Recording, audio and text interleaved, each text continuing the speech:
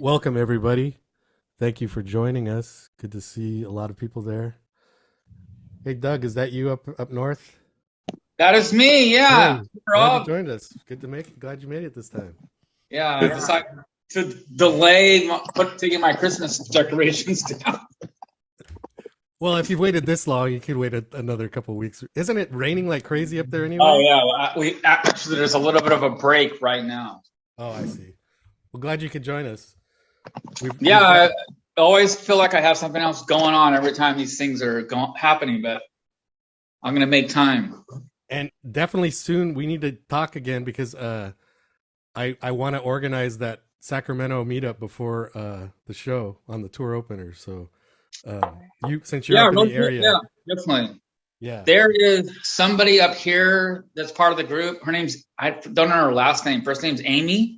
Oh, I'm Amy here. Watson, Hello. she's right there. Oh, there she is. Yeah, she mentioned something about some. Who's the person you mentioned about? I just heard about some other meetups, so I don't know what our group is going to be doing just yet. So, I mean, if there's something worthwhile to join, I'm happy to join. But otherwise, I was going to plan something. So either way is good with me. But I definitely want to get together with a bunch of devotees before the tour opener. How epic is that going to be? You know, the first Yeah, time. we're not even gonna know what the set list is gonna be. Exactly. No spoilers at all. So great to have that. Hello, hello. How are you guys? All right, man. Good. How you doing, Kelvin? Pretty good, man. Pretty good. Thank you for the code to enter into the session. Oh, you're welcome. Was that much easier that way, right? Yeah, awesome. Just click on the link. So Yep. how's everybody doing out there? Good, good. Good. Great. I'm on. Memento Mori, Memento Mori. Yes. This the is the momentum year. recession. Oh, there it is, baby. Good afternoon, everybody. Yeah, right. Hello. Hello. Hello. So today is a drink and chat. First time in, many months. I think our last was right after the passing of Andrew Fletcher. But today we have a special guest, Freddie Morales, and our special guest always gets to choose the drinking word for the day. So Oh, I'm gonna let you pick something that you want to choose. Anytime it's mentioned, we'll have to drink. let's see. So, it's like a word from any title of a Depeche Mode song or anything related Anything. to. It could be. It doesn't even have to be Depeche Mode related, but usually that's better Oh, because okay. we might say it multiple times. Right. So pick so every time somebody says how I got about a word. how Can I- about can how I about suggest- we won't Oh, make it go to ahead. the end. well, how about rain? Oh, the Rain is good. Oh God, it's And we could anytime there's any form of that word, even if it's oh God, it's raining. Yes, I think so. Oh, God. Oh yeah. Oh God, it's raining. Yeah. How about that? And so Awesome. for those of Awesome. you across the states and other parts of the world, of course, rain is a key word right now for us because Southern California, we're not used to rain and we're getting a lot of rain right now. So Dangerous rain. Let me tell you something, bro. I never seen the weather so crazy. I was 1 month ago, I was in Houston and I went to Dallas and it was freezing as hell. I didn't see that in a bunch of while of time. So weather is crazy right now. Oh, Very definitely. crazy.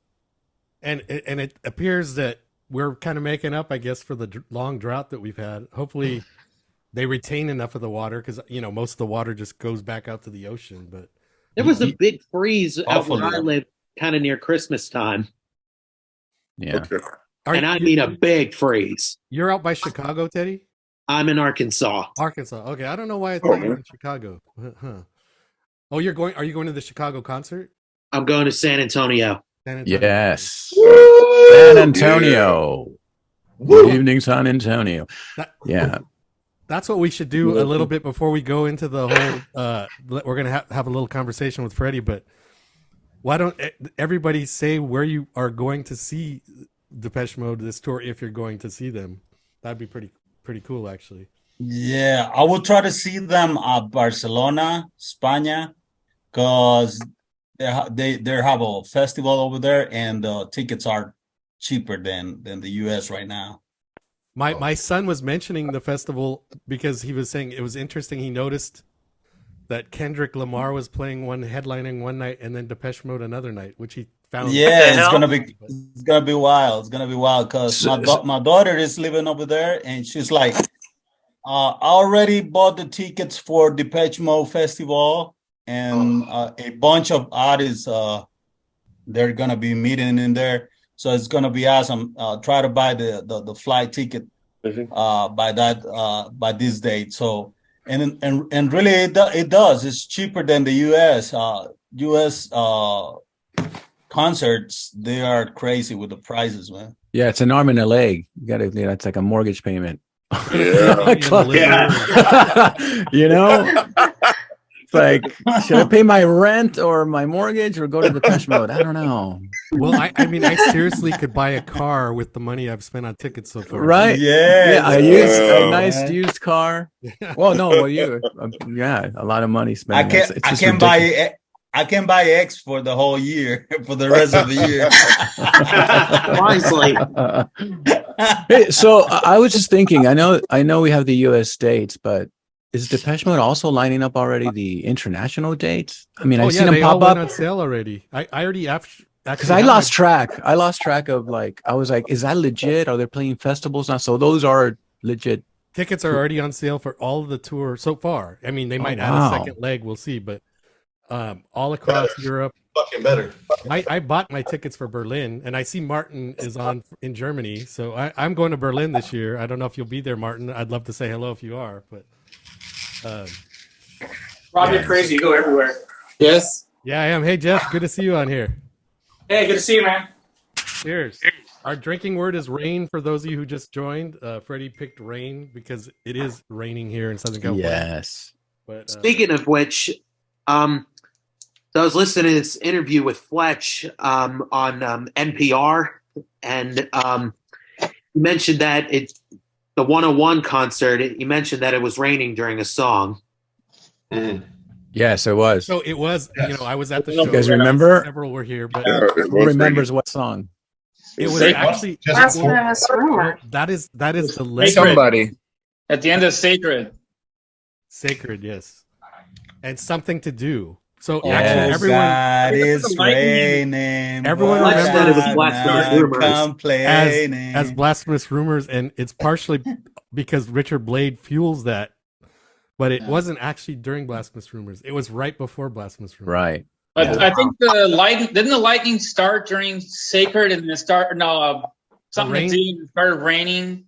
Yeah, one of those. It started during one of those raining, and then there was lightning during the other song. So that was crazy. And you could hear it on the recording in one. Well, it was the audience. It was really weird because I'm from SoCal too, and to have rain like in the middle of June is like definitely an anomaly. It would have been perfect though had it really did the rain and lightning just during Blasphemous Rumors. How crazy it would have been, but yeah, that was. That is the myth and the legend. There is that legend that everyone thinks it was during Blasphemous Rumors, and that concert was my very first concert of my life. I had a friend of mine who was a little older than me, Mr. New Waver, and he had an extra ticket, and he was like, I was out of that. yeah. So yeah, that was huge for me to just. That was my first concert ever. Yeah. And it led to an amazing career. Right? Who would have known, It's like I remember purchasing the VHS and just watching, I had my first electronic band at 1920 and we would just religiously watch that concert and kind of just learn what Depeche Mode was doing as a synth band live, and I was like, I want to do that. After that, just seeing Dave's stage performance, and I was like, wow, that's because one of my top bands is Depeche Mode and Duran Duran. Those are my top favorite bands. Oh, my girlfriend's. I was a Duran Duran fan too. Yeah, so I remember I discovered Duran Duran first, and then after it was Depeche Mode, and I was like, wait a minute, this band sounds totally different from, it's like these pipes and stuff in rhythm and samplers, and I was like, and I was into Duran Duran because of also a synthesizer. You know, Nick Rhodes was using synthesizers for that, and then when I saw this full-on synth band playing live without no drummer, I was like, wow, big sound, and so that was it. Man, I was Moby. When Moby came out, he would just go on stage. It'd just be him and only him playing everything. Back in the day at a rave I went to, it was just Moby, only him, nothing else. And then when the synthesizer it's like, oh my God! And everybody's like yelling at him. I was just thinking about that the other day. You know, I live in LA, so we're like just spoiled with concerts. And my first rave was seeing Moby with the Shaman out in the Long Beach. Yeah. Was it that rave you went? And then they had the Spruce Goose there under the dome, and it was a rave. They were just talking about that the other day, and I just couldn't believe it too. I was just like, this guy's just behind one keyboard, and his hit song was "Go." Remember "Go"? Oh, I'm not gonna be on time, right? Yeah, I got that record right here. Yeah, that's 91, 92. Nice. A long time ago, we got invited to go, and I didn't get a chance to go, and this other person got to go for me. And when she went, Moby asked if there's anybody that knows some of the music to come on stage and play with them. I was like, oh my God, I've been practicing that forever. Yeah. Yeah, classic. There you go, bro. Yeah. Look at that. I have that one too. Look at that. Wow. All of them. Wow, bro. Yes. Great, man. Great. Look at that. My name's Ira, guys. I've got a There's 24 participants so far. Welcome to my Depeche Mode studio, guys. Nice. There you go. I'm creating a lot of content that I want to share with y'all. This isn't about me, but I'm really excited. Kind of hard to use. First thing to tell you all about this. Guys, this is the one thing I have. Wow. Oh, nice. Look at that. Stein, look at that. Oh my God. Yeah, man. Moby, the pioneer of techno, man. Yeah, I'm making, much like Von George did, making tons of content about Depeche Mode. It's called Record Stow, like records are my kids, REKKI. Nice. Check it out, man. I'm not here to promote myself, but I am a little bit. No, it's fine. You can promote it a little bit I'm there. ridiculous and I'm out of my mind. That's awesome. Guys, I want to make a questions.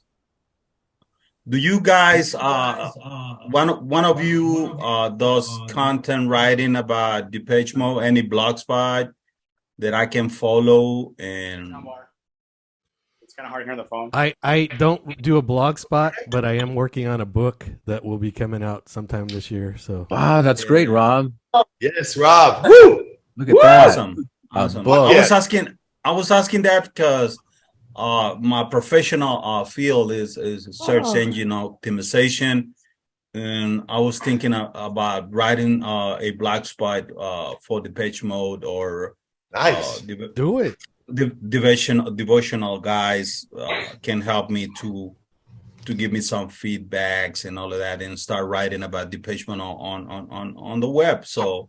Yeah, you should. And you could even post comments and things in the group if you want feedback on things. And Hey, as long as you're not using that chat GPT thing. Wow, that's crazy.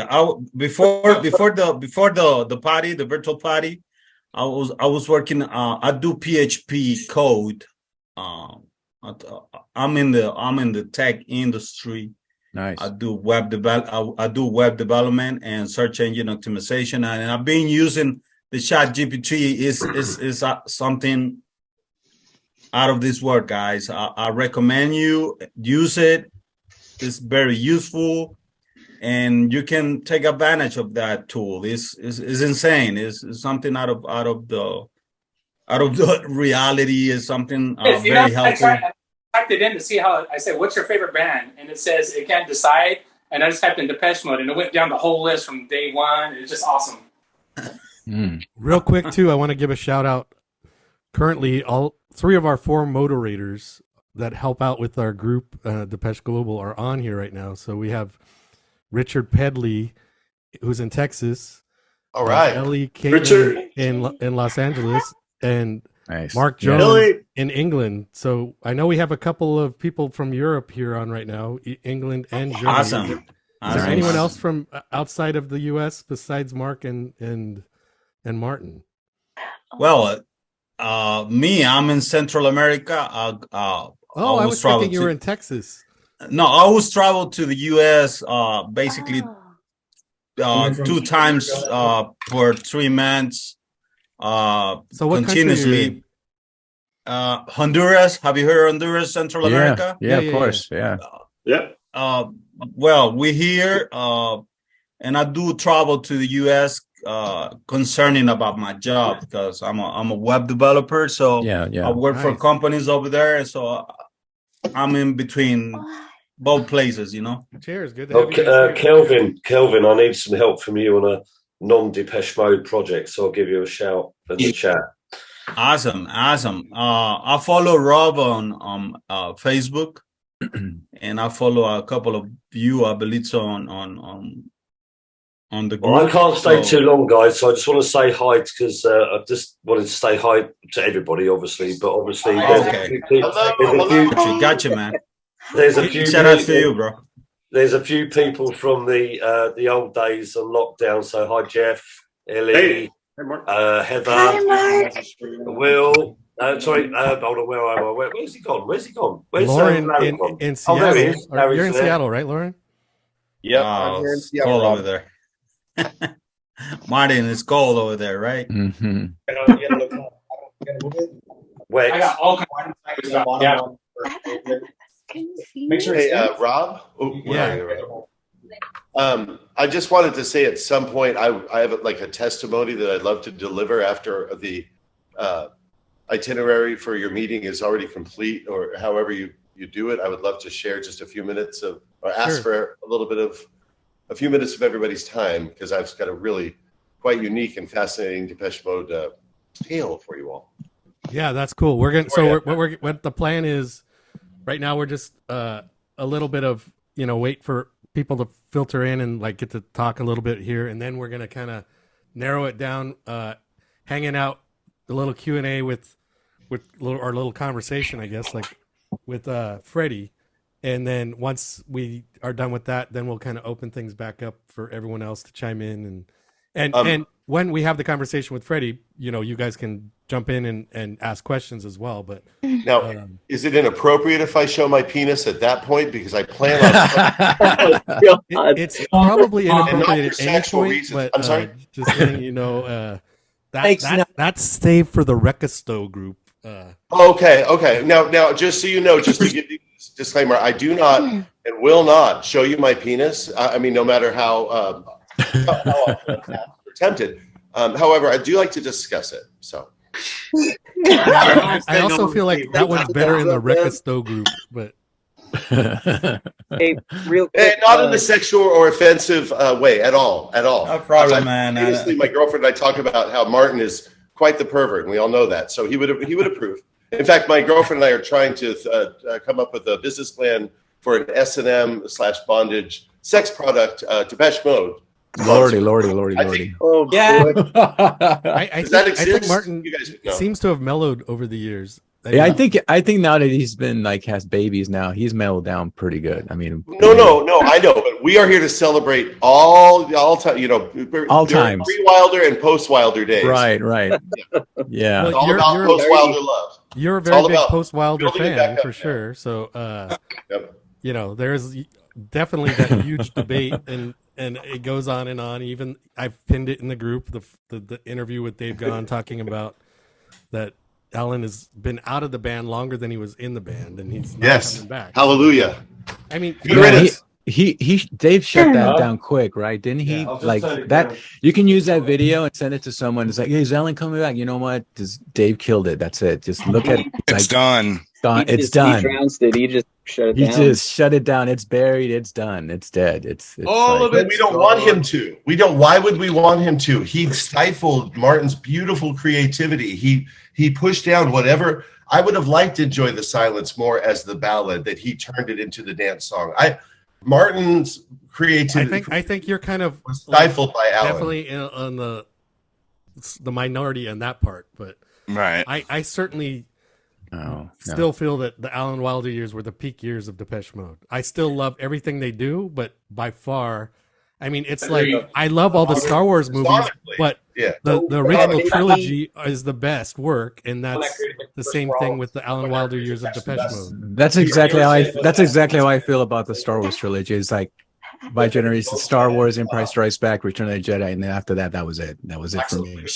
So, that's why if you guys don't know, I have a tribute. I watch Empire Strikes Back. Yeah. Real quick, Chris, iPhone. I don't know if you were trying to say something or if you were on another call or something, because it was kind of very far in the background. So if you're on another call or something, you guys can mute. If you're trying to talk, let us know. But I just wanted to make sure, because that kind of interrupted the conversation. But sorry, Freddie, what were you saying? No, I was just saying, you're talking about Alan Wilder, that my tribute to Depeche is definitely, the sound of Alan Wilder.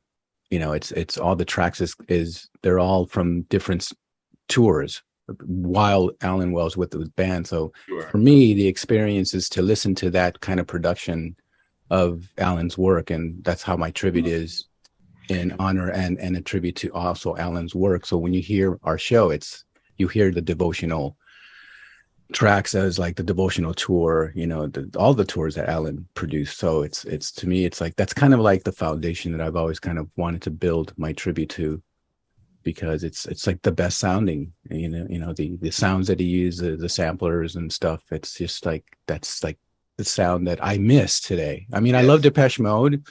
I mean, it's a band that's always been evolving, but it's thinned out a lot throughout the years. I mean, it just keeps thinning out, and we're missing that foundation. And I sure wish that, they kind of like got together with him, but I just have no idea why they didn't bring him back, or why Alan wouldn't be interested.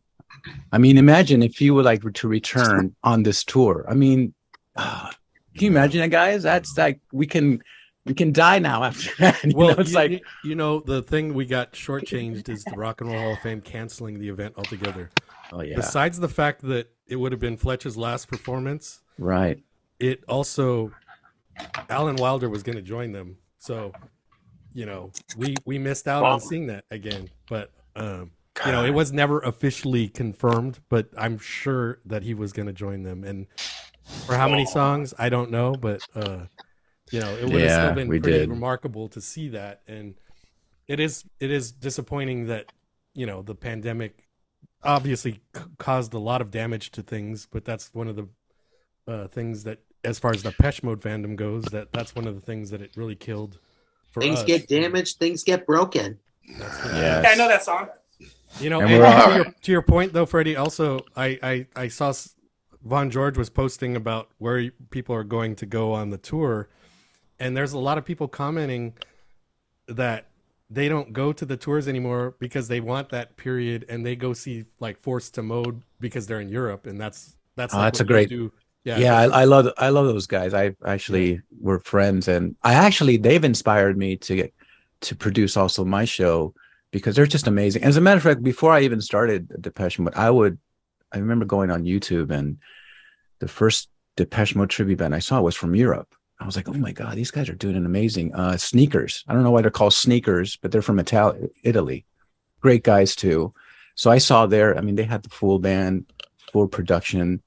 And then I discovered Forced to Mode, and those guys are just amazing. It's a 3-piece, and they're also, they're producers, and they're using all the elements that Alan Wilder would use, the samples and the right sounding for it. And there's just, I'm a fan of their sound too, as well as Sneakers too. And then from that, I was like, well, I gotta do something here and do something for the U.S. Yeah, that's another role that you guys fill that people don't think about so much. But like for that era of music, you're filling that role of where people can hear songs that they wouldn't hear at a Depeche Mode concert.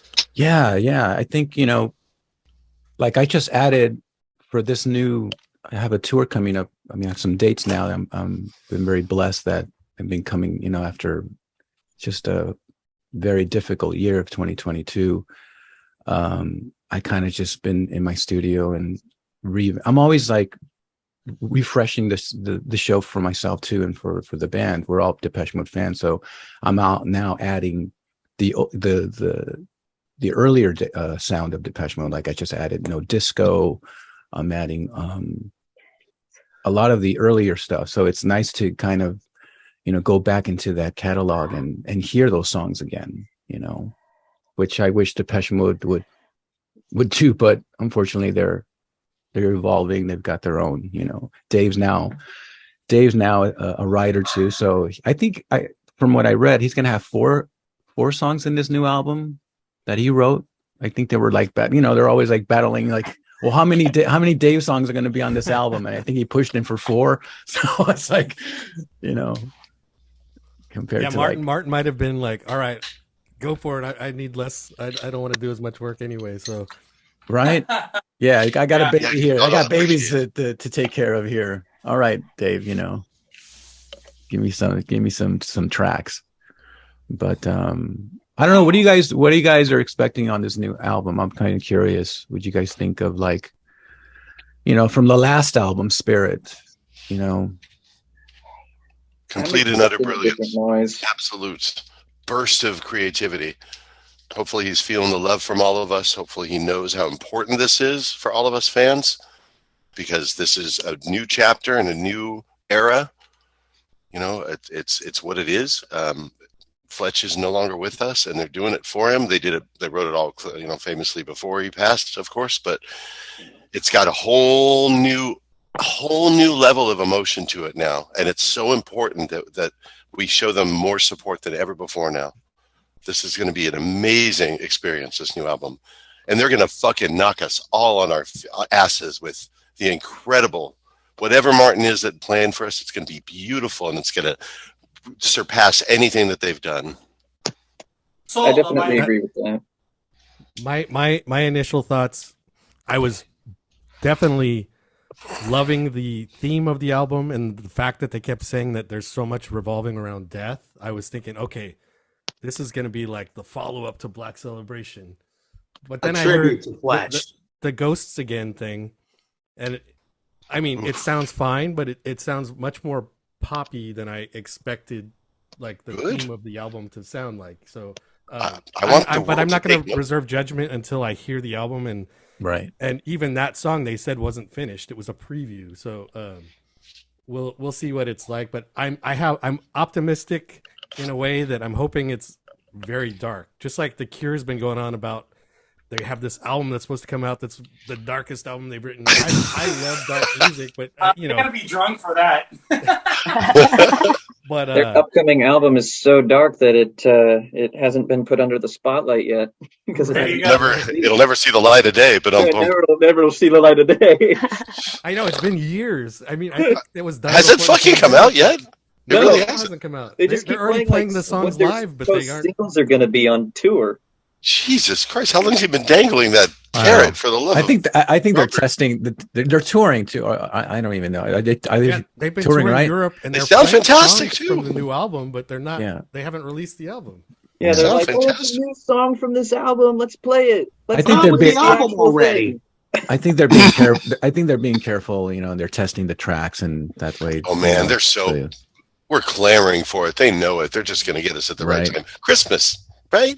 Well, I'm afraid when their tickets go on sale too, it's going to be another Depeche Mode, Taylor Swift fiasco. Oh God! Man, this whole ticket thing has just become like just terrible at purchasing tickets nowadays. I mean, it's just the process, the anxiety you get just waiting for your turn, and then issues with tech stuff. You get knocked out, and then you got to go back, and it's just frustrating. It's just sad to hear. I read comments of people trying to get tickets, and it's sad. It's like we go through so much pain. We suffer well to get these. So what I heard about that, interesting enough, in the last few days, that resellers on Ticketmaster can only sell at face value.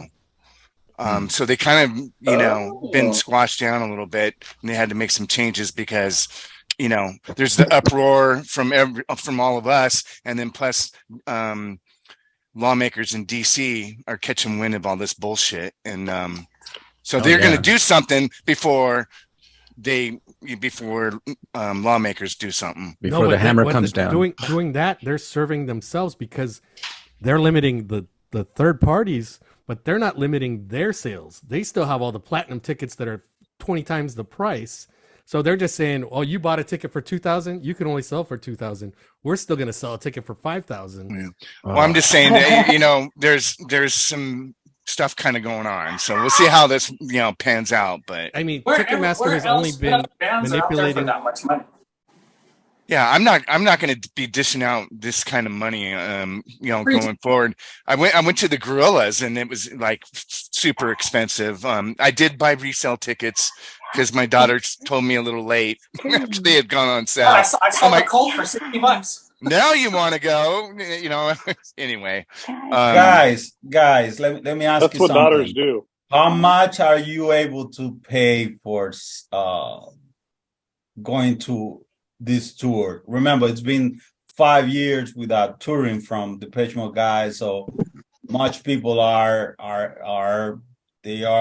like able to pay certain amount of money to see Depeche Mode because it's been 5 years.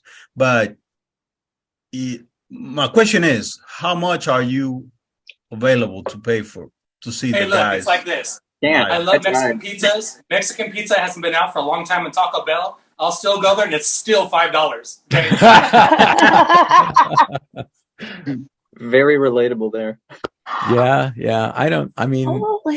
I just started a side business, and I can't. I mean, that money just goes for that business now. I mean, look, not a lot of people have a lot of extra money nowadays after the pandemic. We're still kind of recovering from the pandemic. That's why it kind of sucks that these companies, these ticket agencies take such an advantage. I just couldn't believe the outrageous prices for Depeche Mode. I mean, I love Depeche Mode. I would spend the max $1,000 to go see them. And that's individually, just by myself. Yeah. I mean, that's probably how much I would pay for a ticket, and make sure that make sure that I'm in a nice location, not way up there for what I'm saying. It's just not worth it.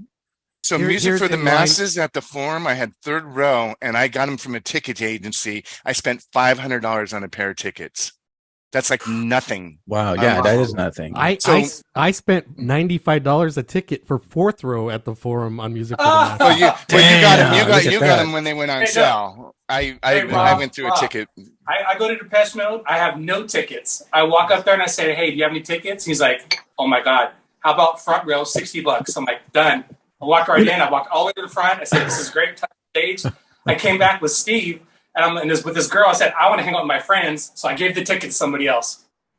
Oh man! But he brings up a very good luck. point. That's luck. For those of you who are here, I will give you a tip that I long ago I considered writing a book about concert ticket sales because I've been dealing with it for 30 years, right?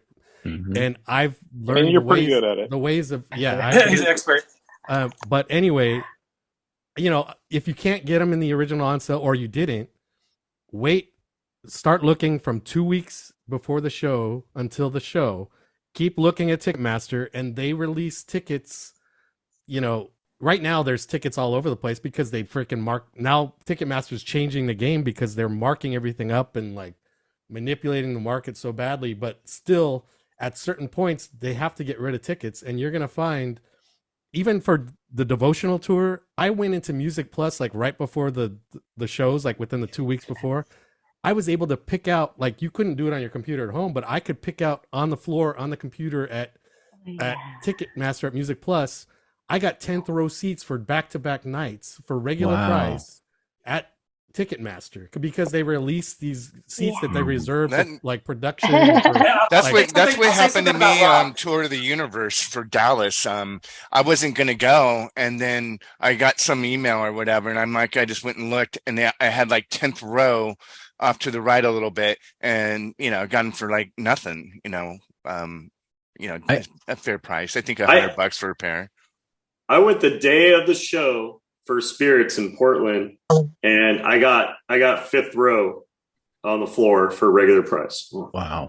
So it was like $270. Every time I go to a concert, every single time I go to a concert, I'm there. I look up, he's VIP. I look to the left, he's in the front. Every single time. I was wondering, wow, how in the hell are you doing this, man? I remember the days when I would just go to the venue and just that was the experience. Like, we don't have tickets, but let's just go there and let's see what happens. This spontaneous just made it fun. And then you would see a scalper or someone, getting rid of tickets, and Right. else.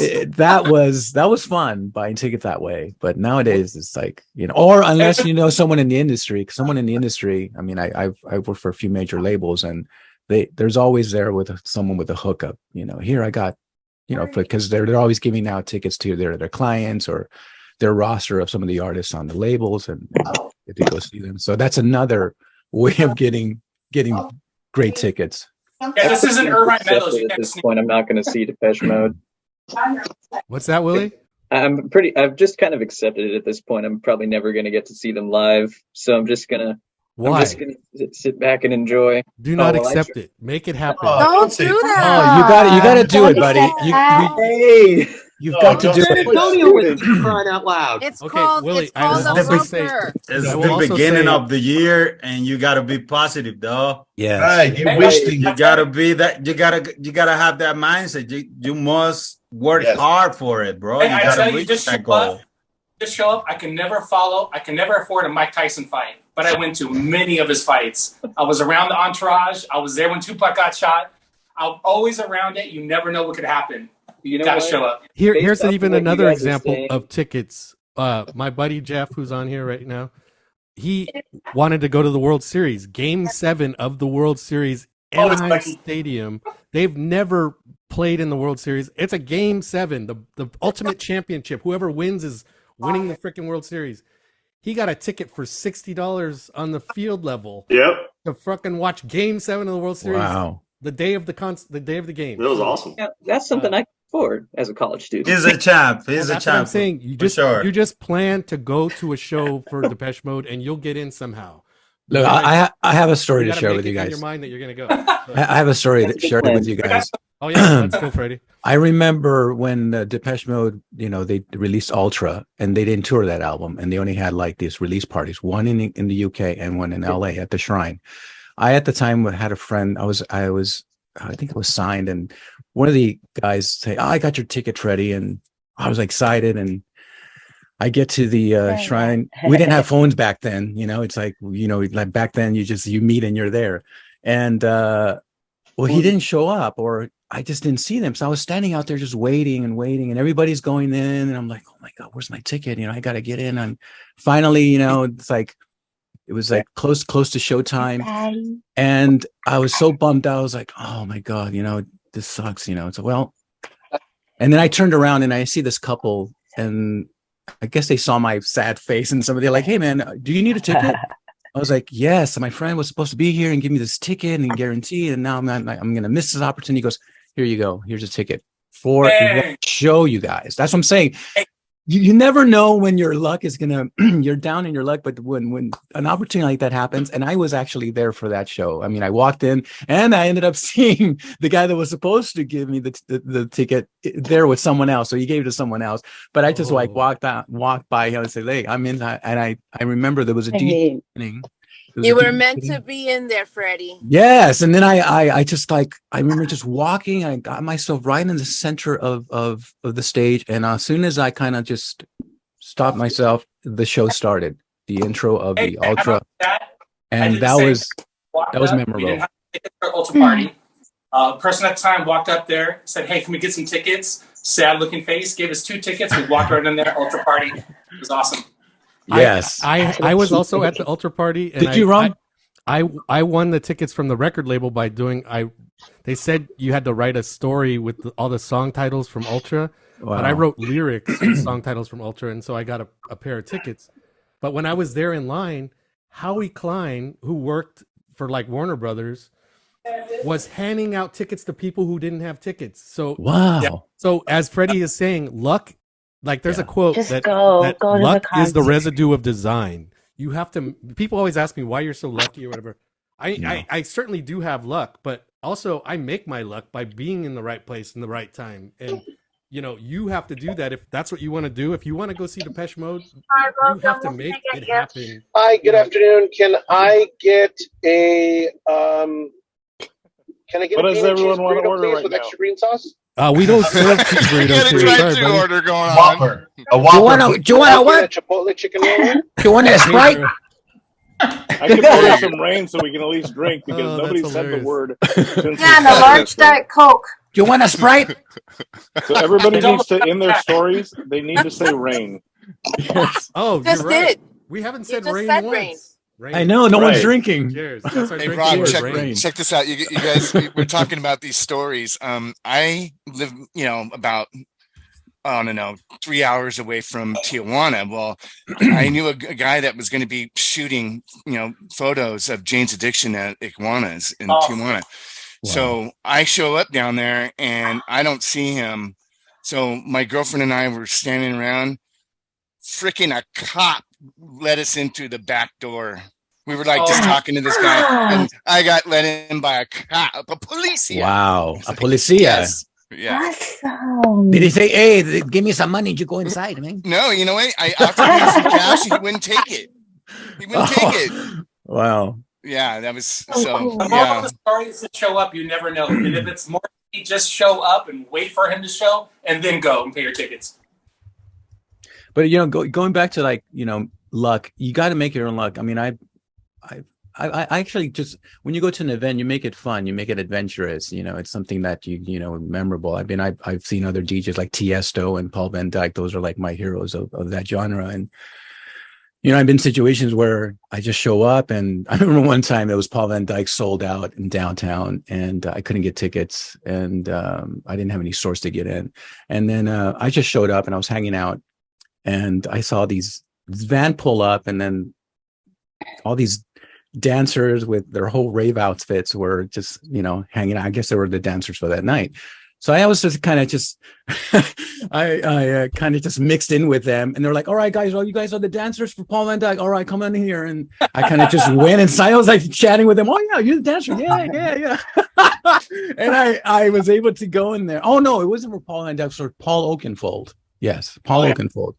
At the Mayan in downtown. That was just awesome.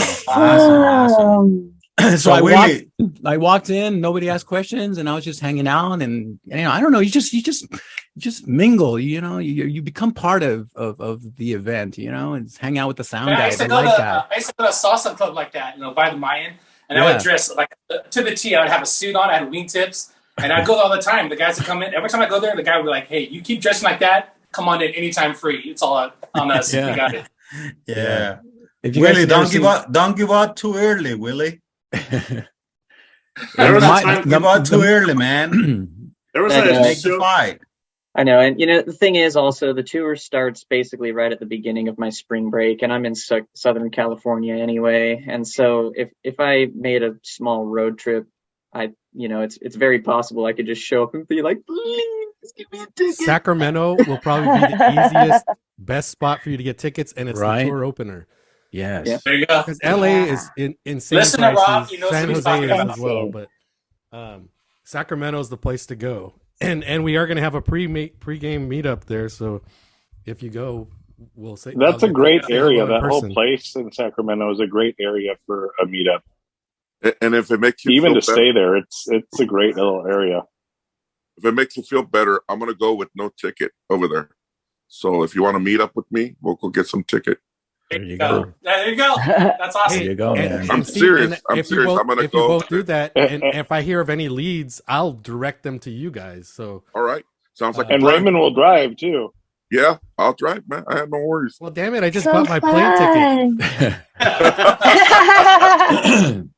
You never know. You never know if Kessler's going to be out there going, "Oh, you want a ticket? Picking out. Here's your ticket." Exactly. Wait, not Kessler. I say go. Kessler. I've met Kessler, and he does. He's like, it's like he's like, giving out tickets to his, the people that he wants to kind of just, If they're hot chicks, you mean? Yes, exactly. Yeah. I don't think Raymond or Willie qualify. Damn it. You guys are gonna have to look like Martin in the Supper Well video. Oh man, I know, right? But definitely, I am gonna go. I'm gonna do that. I'm gonna go up there and then see what I can get. So we did end up skipping, but if you guys want to do it, or otherwise, we'll just start talking promoting some of Freddie's shows and stuff. But Did anyone want to say where they are going to see the bands, the different shows that you guys are going to? Yeah, I'll go. I'm going to be going to Vegas, and Freddie, I'm not going to be hanging out in front of the Fremont. My wife and I bought VIP tickets for the show. So we'll Okay. All right. Thank you so much for that. Yay. Yeah, thank you. I have tickets. I have tickets for Sacramento opening night, and I managed to get fifth row, which I'm super excited about. Wow. Oh, that's a beautiful thing. Holy shit. And then I'll also be in San Jose 2 nights later after we all recover on Friday. So Okay, now I hate you. No, 1 is okay. 2 is, go screw yourself. Yeah, I think I'm like 10th row at Vegas, a little off to the left of the stage, Martin side, and I got mine for 800. And I feel really lucky that. Wow. Now let's hope that it's still Martin's side. Yeah. Yes, everything I bought is on that side, except for Sacramento. I'm like right straight up from the catwalk, but. yeah, you're right, Rob. Yeah, I'm on the left, so I'm on Martin's side. Hopefully, like you said, I hope. I think Fletch's keyboard's going to be there. Oh, I hope that's the case. On the I have right. front row for LA, and I definitely don't want Martin to be on the opposite side. I'll be like, right. Yeah, I think with Martin, they'll still have him on his side, but I was just thinking because I love the production of stage production and all the sets.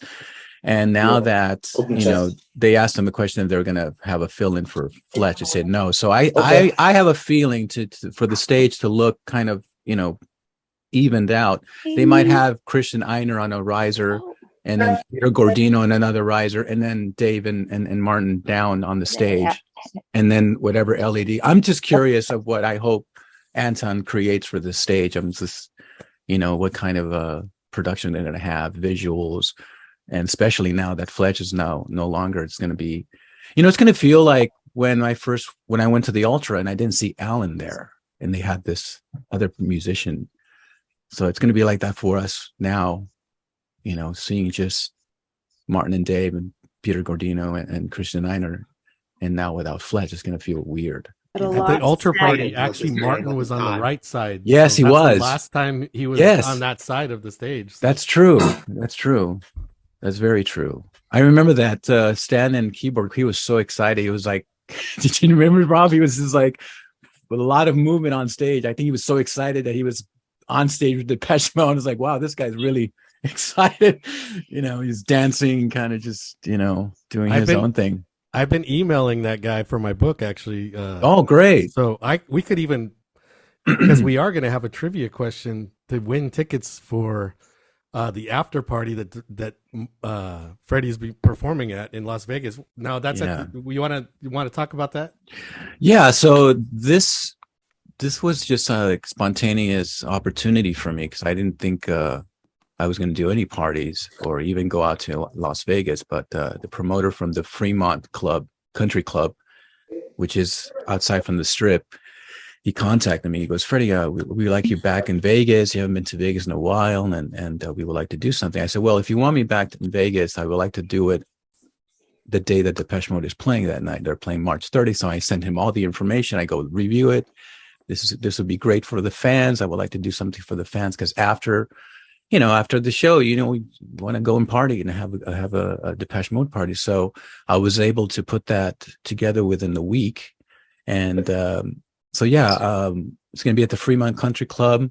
I bring in one of the DJs from LA, DJ Jose Schutten, and we're going to be doing a midnight show. I think the show will probably end at 11. It'll take probably an hour, or for everybody to kind of get to the venue.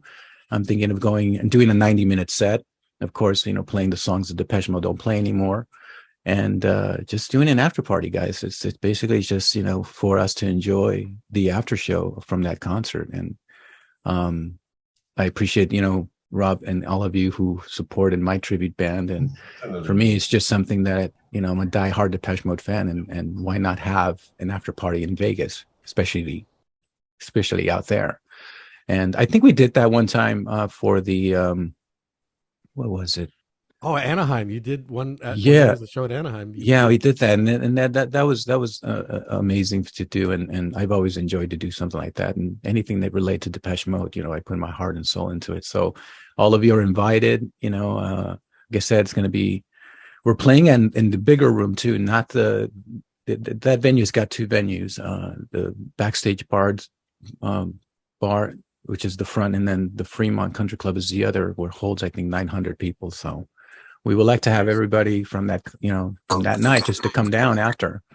And of course, I said we're going to be doing a 90-minute set of my favorites and people, who have actually, sent me their favorite Depeche Mode tracks. And I'm actually out now adding the earlier stuff from Depeche Mode, the Sun and the Rainfall. When are you going to hear that? Rain, I heard rain. Yes. I've added. I might get played. Who knows? Yeah, so you never know. Take a shot. And there you go. I said rain. Can I ask you a question? Rain. Yeah. I've actually. Are you a band? It's a band. Can you help me understand? Are you a Depeche Mode tribute band? Yes. I'm a Depeche Mode tribute band. It's I've been doing it now. I've been playing Depeche Mode music now for 13 years. This will be my 5th year as Devotional. Previous the 8 years I was with Strangelove. I was with them till 2018. Oh, that's you. We saw them on New Year's. I saw you guys at the Anaheim Fair. Yeah. So and just for you guys, just in this party, I've been doing the OC Fair ever since, and I'm actually added for this summer, and tickets will be going on sale next week. Yeah. And, you guys should see it. If you guys haven't seen it, Freddie is amazing. No, thank you. Dude, that shit's nice. The OC Fair has been like the platform and the mega for tribute bands, and I've just that for me has been the platform where I perfected performing, and I've actually played the Pacific Amphitheater last year too. I ended up doing the OC Fair twice last year. We did the Pacific Amphitheater with the Sweden Tenor Hooligans, which is amazing. Morrissey and Smith tribute band. They've been doing it for now 30 years, going on 35 now. Can I say something about them real fast? Yes. So Sweet and Hooligans, I know when that guy first started, we were at a bar in Anaheim, and this guy says they're playing music and stuff like that, and says, "Hey man, this guy wants to go on stage and do some Smiths." I'm like, "Oh shit, this is gonna be good." So he gets up there, and this other guy gets a guitar, and there he is. He starts playing, and I saw him actually at a Depeche Mode concert one time and took a picture with him. I know that guy when he first started, man. That's so cool. I got some pictures with him. Yeah, Jose Maldonado. He's actually he likes to run too. He runs marathons. He's a very healthy guy, and him and I have become really good. In the tribute scene in LA, we all support each other. And it's been amazing to even perform with them. Isn't he in the LA Fire Department? No, he's a lifeguard. Lifeguard. Yeah, lifeguard. That's what he does as a living. And, to share the stage with those guys, I mean, it's just, Pacific Amphitheater, that's where Duran Duran Culture Club meets. It's just, look, for me, the experience of being a tribute band and being able to perform at those venues and just all across, I've actually now gone internationally too. I've done all Mexico, Guadalajara, Monterrey. I went as far as Chile. I've gone to the Dominican Republic. I haven't gone to the UK yet. I've had offers, and maybe I might, try to do that and kind of put it on my bucket list. But, it's been amazing. 13 years. It's gone so fast, you guys. I'm always trying to perfect You do a really good performance. I'm a nurse for 30 years. I'm part-time now. I'm a realtor, but I have all my doctors and physician assistants talking about you. So you're really good. You're awesome. Thank you. I always, like I say, Depeche Mode and seeing Dave's mannerism has really helped me become a good performer and singer. And I mean, those are my heroes. It's either Dave or Simon Le Bon and Michael Hutchins from NXS. Those are the bands. Those are the bands that I kind of looked up to and said, wow, I would like to just feel that. And for me to perform these songs and to feel what Dave and the band feels, it's just amazing. So it's an experience, not just for the viewer and the audience, it's also an experience for us as musicians. Awesome.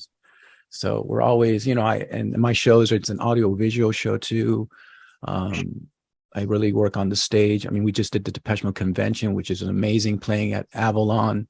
That was in November. That's every year. And being part of that has been amazing too, to be playing at those venues, you know, the LED lights and just, I mean, it's just beautiful to be able to, now that we can, back in the 80s, we couldn't do that. It just cost a lot of money to kind of produce a show like that. But now with technology, I'm able to, you know, put an A+ show production like that as the A-list artists do. So I'm always evolving. And for me, this tribute is not just for me, it's also for you guys to enjoy, you know, to hear the songs that we wish Depeche Mode would play, you know, today. So, and it's for me, it's all or old stuff. Excuse me? Which do you prefer? Do you like to do their old stuff or their new stuff? I kind of just like, I go from like the early 80s to probably 2006. I mean, I just added Precious to the set list, which, you know, we're going to be playing. I have some shows coming up next month. Actually, I have my first show at the Garden Amp, January 27th. And my friend Brian Soda, who's my right hand of that band, also has a tribute to New Order called Technique. Oh. And it's always a good bill. So we'll have a, you know, New Order and Depeche Mode night. And then coming in February, I'll be going to Texas. I'll be doing San Antonio, Houston, and then we just added Austin, my first time Austin as Devotional out there. That'll be the 10th, 11th, and 12th. And then March, of course, the Depeche Mode concert on Vegas.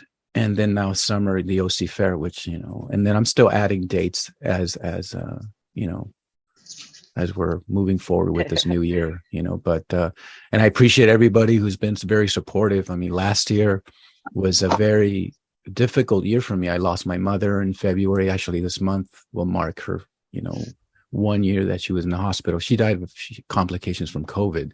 Oh. And my parents were like, you know, they influenced me to do. They're always very supportive of what I was doing in, you know, in music. And, you know, when I lost my mother, it really just broke my heart. I mean, she was my best friend, and she, you know, I'm just glad that she was able to see me evolved in doing something. She, you know, my father and I got to see the shows at the OC Fair in those kind of, you know, venues. And so, yeah, it was very difficult last year, you know. I don't think I have it. So, look. I'll see you in I went through a Vegas. rough time too last year. I think everybody did. And by the way, I just want to send my condolences to people who lost, you know, family members through COVID. I mean, it's just, I'm still going through the process, the grieving. I mean, next month will be 1 year anniversary since my mom passed. She passed on February 5th.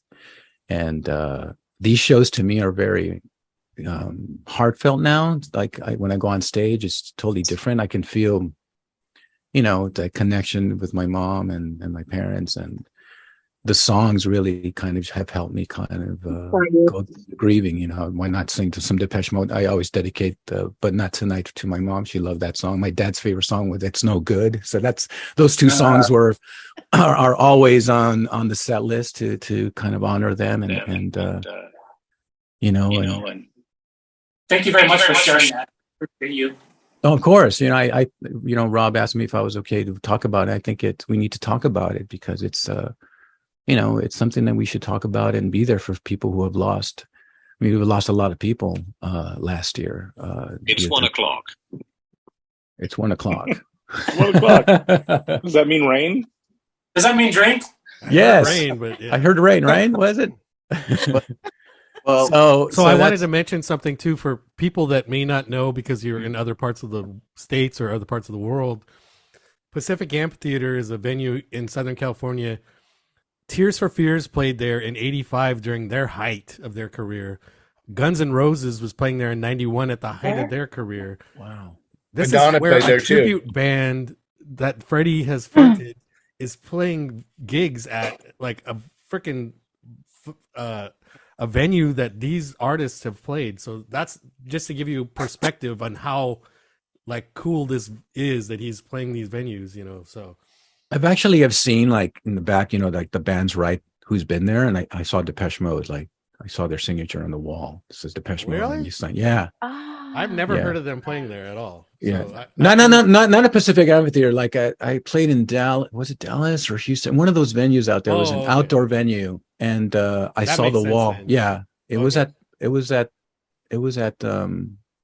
what was I think it was Houston, and I did see there was this brick wall of all of the, and I saw Depeche Mode. They had like 2 nights there, and they had it. The Cynthia Mitchell. I can't recall the name of it, but it's an outdoor venue. It's still around. It's probably one of the I think that's what it is, because these venues always change. They change the names depending on the sponsors and stuff. So, but like Rob said, sometimes it's just amazing to be, from playing at a small club, you guys starting, and now it's like, wow, these bands that I've looked up to, I'm here on the stage. It's like, and not only that, I love working with the tech people who also help us put the show together. It's amazing to be working with such high pro team that just makes the performance even better, because you're there with a pro guy who's running the sound. You got lighting, you got people on stage and the crew, and to make it happen. And I mean, I don't know. For me, guys, I started when I was a kid. I used to just, put on the record and look at myself in the mirror with, a brush with a microphone, and lip sync, and I remember my first band that I put together was a lip sync band to Duran Duran back in '84 when I was in school. That was for a talent show. And thanks to my English teacher, he was like, Freddie, you seem like you're very outgoing. Why don't we do something for the school? I'll help you get the audience, the auditorium. And we did a show to raise money when the Mexico earthquake happened. And we did like 2 lunch shows, and that was amazing. That's when I was like, wow, this is awesome. So now from looking back, from starting where I started to where I'm at now, and now I'm on my 50s and being able to, it's been a dream come true for me. And I've done my own. Yeah, I've done my own original music. I released an album under the name called Desvio. It was electronic, but in Spanish. I got to release that, and so I've done my own original work. I've done remixes for artists and all that. And the way I got into the tribute scene was in 2009. I kind of got tired. The industry was changing. I got tired of my record label. I was just like, you know what? I'm so tired of just all this politics. I just want to go on and have a good time. And that's when I saw this tribute band on YouTube, and I was like, wow, I can do this. And I, being a producer myself, I had Depeche Mode samples that I've stored for a long time, and loops, and I just stuck myself for like probably 4 months in my studio, and I think I created an hour set of Depeche Mode, and then I hired a drummer, and then I hired this other guy to play keyboards, and that's how it started. It was Sounds of La Mode at the time, and then after a year after that, I was introduced to Brent from Strangelove, which they're still currently playing, and they're from Texas now. Brent moved to Austin, Texas now, and so I got to work with him for like 8 years, and me being Latino, I was able to open, the market in Mexico. And so we went on tour internationally and all that. And then after the 8 years, after that change, he kind of parted ways, and I just wanted to still continue with my vision of what I still wanted to do with playing Depeche Mode's music. So now this month marks my 5th year anniversary as Devotional. So 13 years, guys. It's like, and I'm still going at it. So thanks to you guys who go out and buy tickets. And that's why we work very hard to give you guys a good show. I don't cut corners, or I just try to do my very best with what I've learned with production and the love for Depeche Mode. Can I say something real quick, Freddie? Hi. Yes. Hi. I just want to thank you very much, because I didn't ever know there was anything out there, like tribute related or whatnot, and so I've been a huge Depeche Mode fan, but I wasn't really on the internet, or anything like that. And you were the first one that I saw, you Oh know, wow. in the desert of California with my Jeffy, you know. Yes, yes. So, Yeah, thank you for and a that. whole bunch of other people that are here, in fact. Yeah. So it was very interesting. Yes, Apple Valley. We go wherever, I take the Apple show, Valley. I go everywhere, to make sure that, we have a good venue to provide the good sound and lighting and all that. And I mean, I've done shows from like just 300 to 10,000. That's kind of like, I always custom, depending on the venue that I'm playing, I'm always trying to design something where it's, it's the best show for you guys. And I've learned a lot from that experience. We can do a small show. I've done private.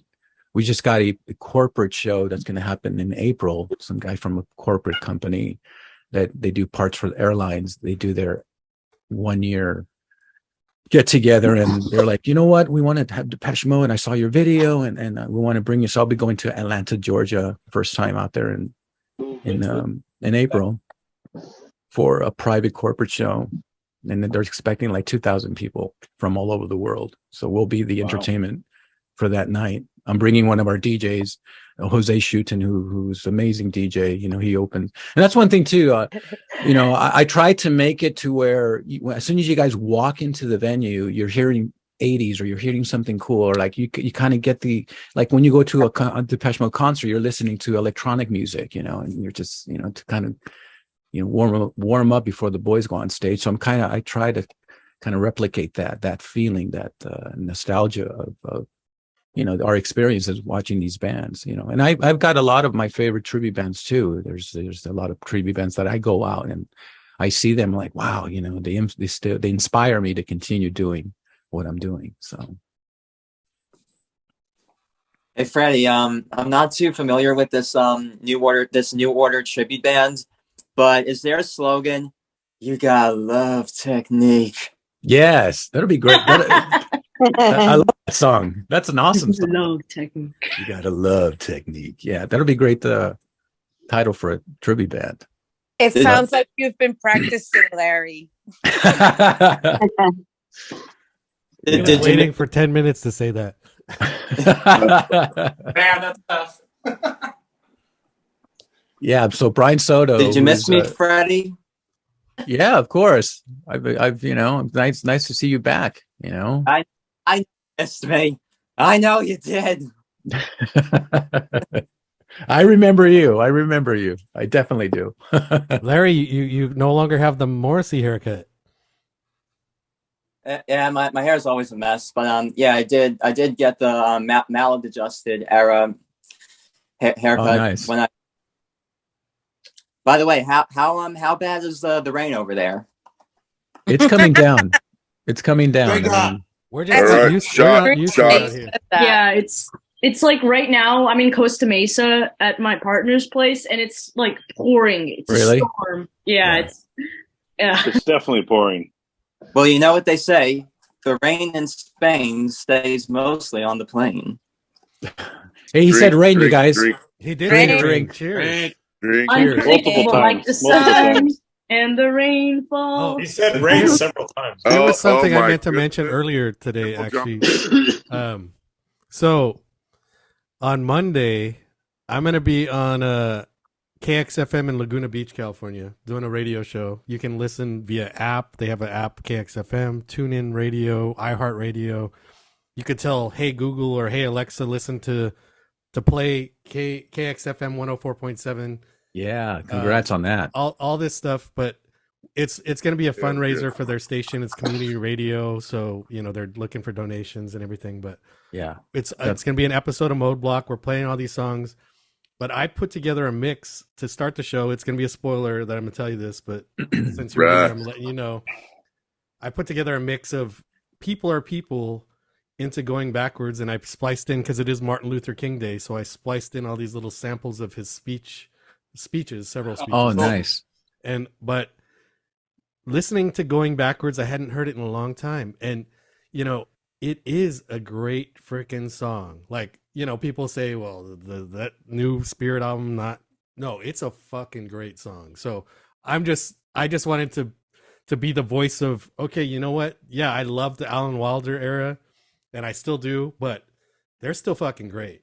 and that's why I'm still doing this stuff. This is why Depeche Mode is my band, and I'm here like doing things and promoting things and hanging out with all you devotees. Because if I just, there's a lot of people who their love of Depeche Mode ended after 93. You know what? If that happened to me, this wouldn't be happening here right now. So right. I still love the band, and I still love what they're doing, and I look forward to seeing what they're doing on the Memento Mori tour. So well, I just had to say that piece right here. Yeah, well, Rob, I just want to thank you for, creating a community to where, it takes a lot of time. Time away from your family. You've always been, you inspire us, you inspire me to, we've had conversations, and you're an amazing support of the band. I'm sure like the Depeche Mode camp appreciates that, because they see without people like you, the band wouldn't be as big as they are today. This is a band that doesn't really get a lot of commercial, like a Britney Spears or, all these bands that are out there today. It's pretty, Depeche Mode's been always underground, word of mouth. And I think the last albums have made Depeche Mode even huge. Mexico, they played at this one, and it was just packed, you guys. There's new generation. I've toured Mexico, and just an amazing. I've done shows in Sinaloa and Sonora where it's all Mexican regional music, and they know Depeche Mode. It's like they might have a, this is a Mexican artist out there, Lupillo de Rivera, but they know Depeche Mode too. Oh, Depeche Mode! I like that song. Peoples are peoples. I like it. And it's like, enjoy the silence, as I like it, play that one, and it's fun to see. That was good, dude. It is good. That was You awesome. went all cholo on us right there. John was on for a second. I make fun. I love my culture, and it's just like, they the way they pronounce Depeche Mode out there is like, well, we have Freddie Morales, Depeche Mode, there's just that accent that they and they love it. They love it. They know all their songs too. They know it. Yeah. Personal Jesus. Hey, you're gonna play Personal? That's my favorite one. I got divorced on that song.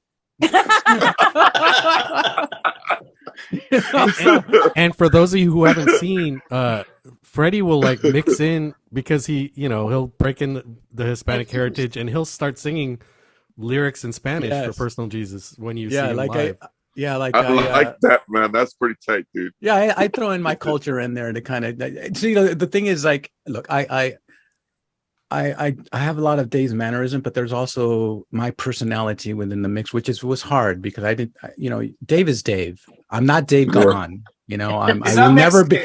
I will never be Dave Gahan, and I don't want But I think that the what's cool about being a tribute, it's like acting, you guys. You study your project, and I've studied Dave from a very young age. I would watch him and just study him, and I love dancing. So, I would go to the nightclubs and dance. And when I found the talent that I can sing, I was like, wow, this is fun. And I really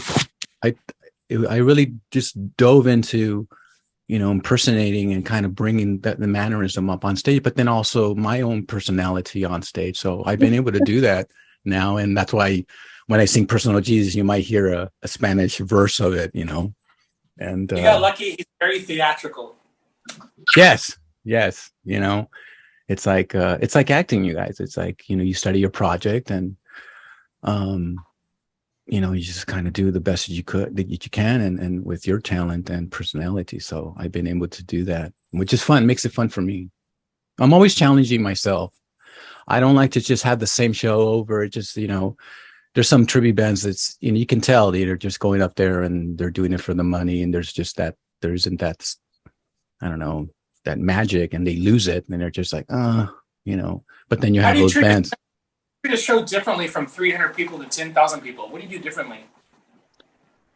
I bring it 200%. It doesn't matter if it's 200, one person. It doesn't matter. It's just, I just make sure that the stage that I'm playing has what we need to project that. So, I remember when I would go to Vegas, when Vegas was Vegas. Nowadays, all DJs and all that. But I would go see these acts play at these small lounges, 300. and the stage, and they would just come out and just like, you would forget. It was like, wow, this is amazing, And so I kind of just studied that. I watched a lot of Las Vegas performers out there.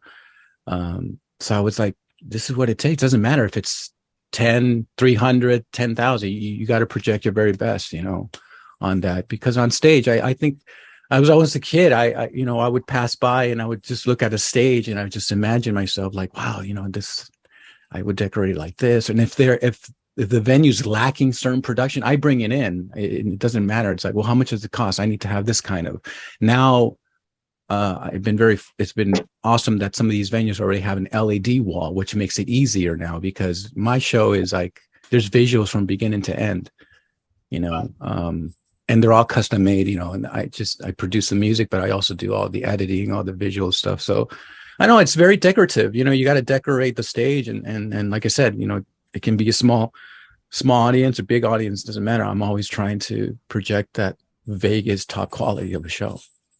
With that rush of 10,000 people yelling back at you must be awesome. Guys, I remember internationally, I went to Chile and I played at this one venue that Alan Wilder performed.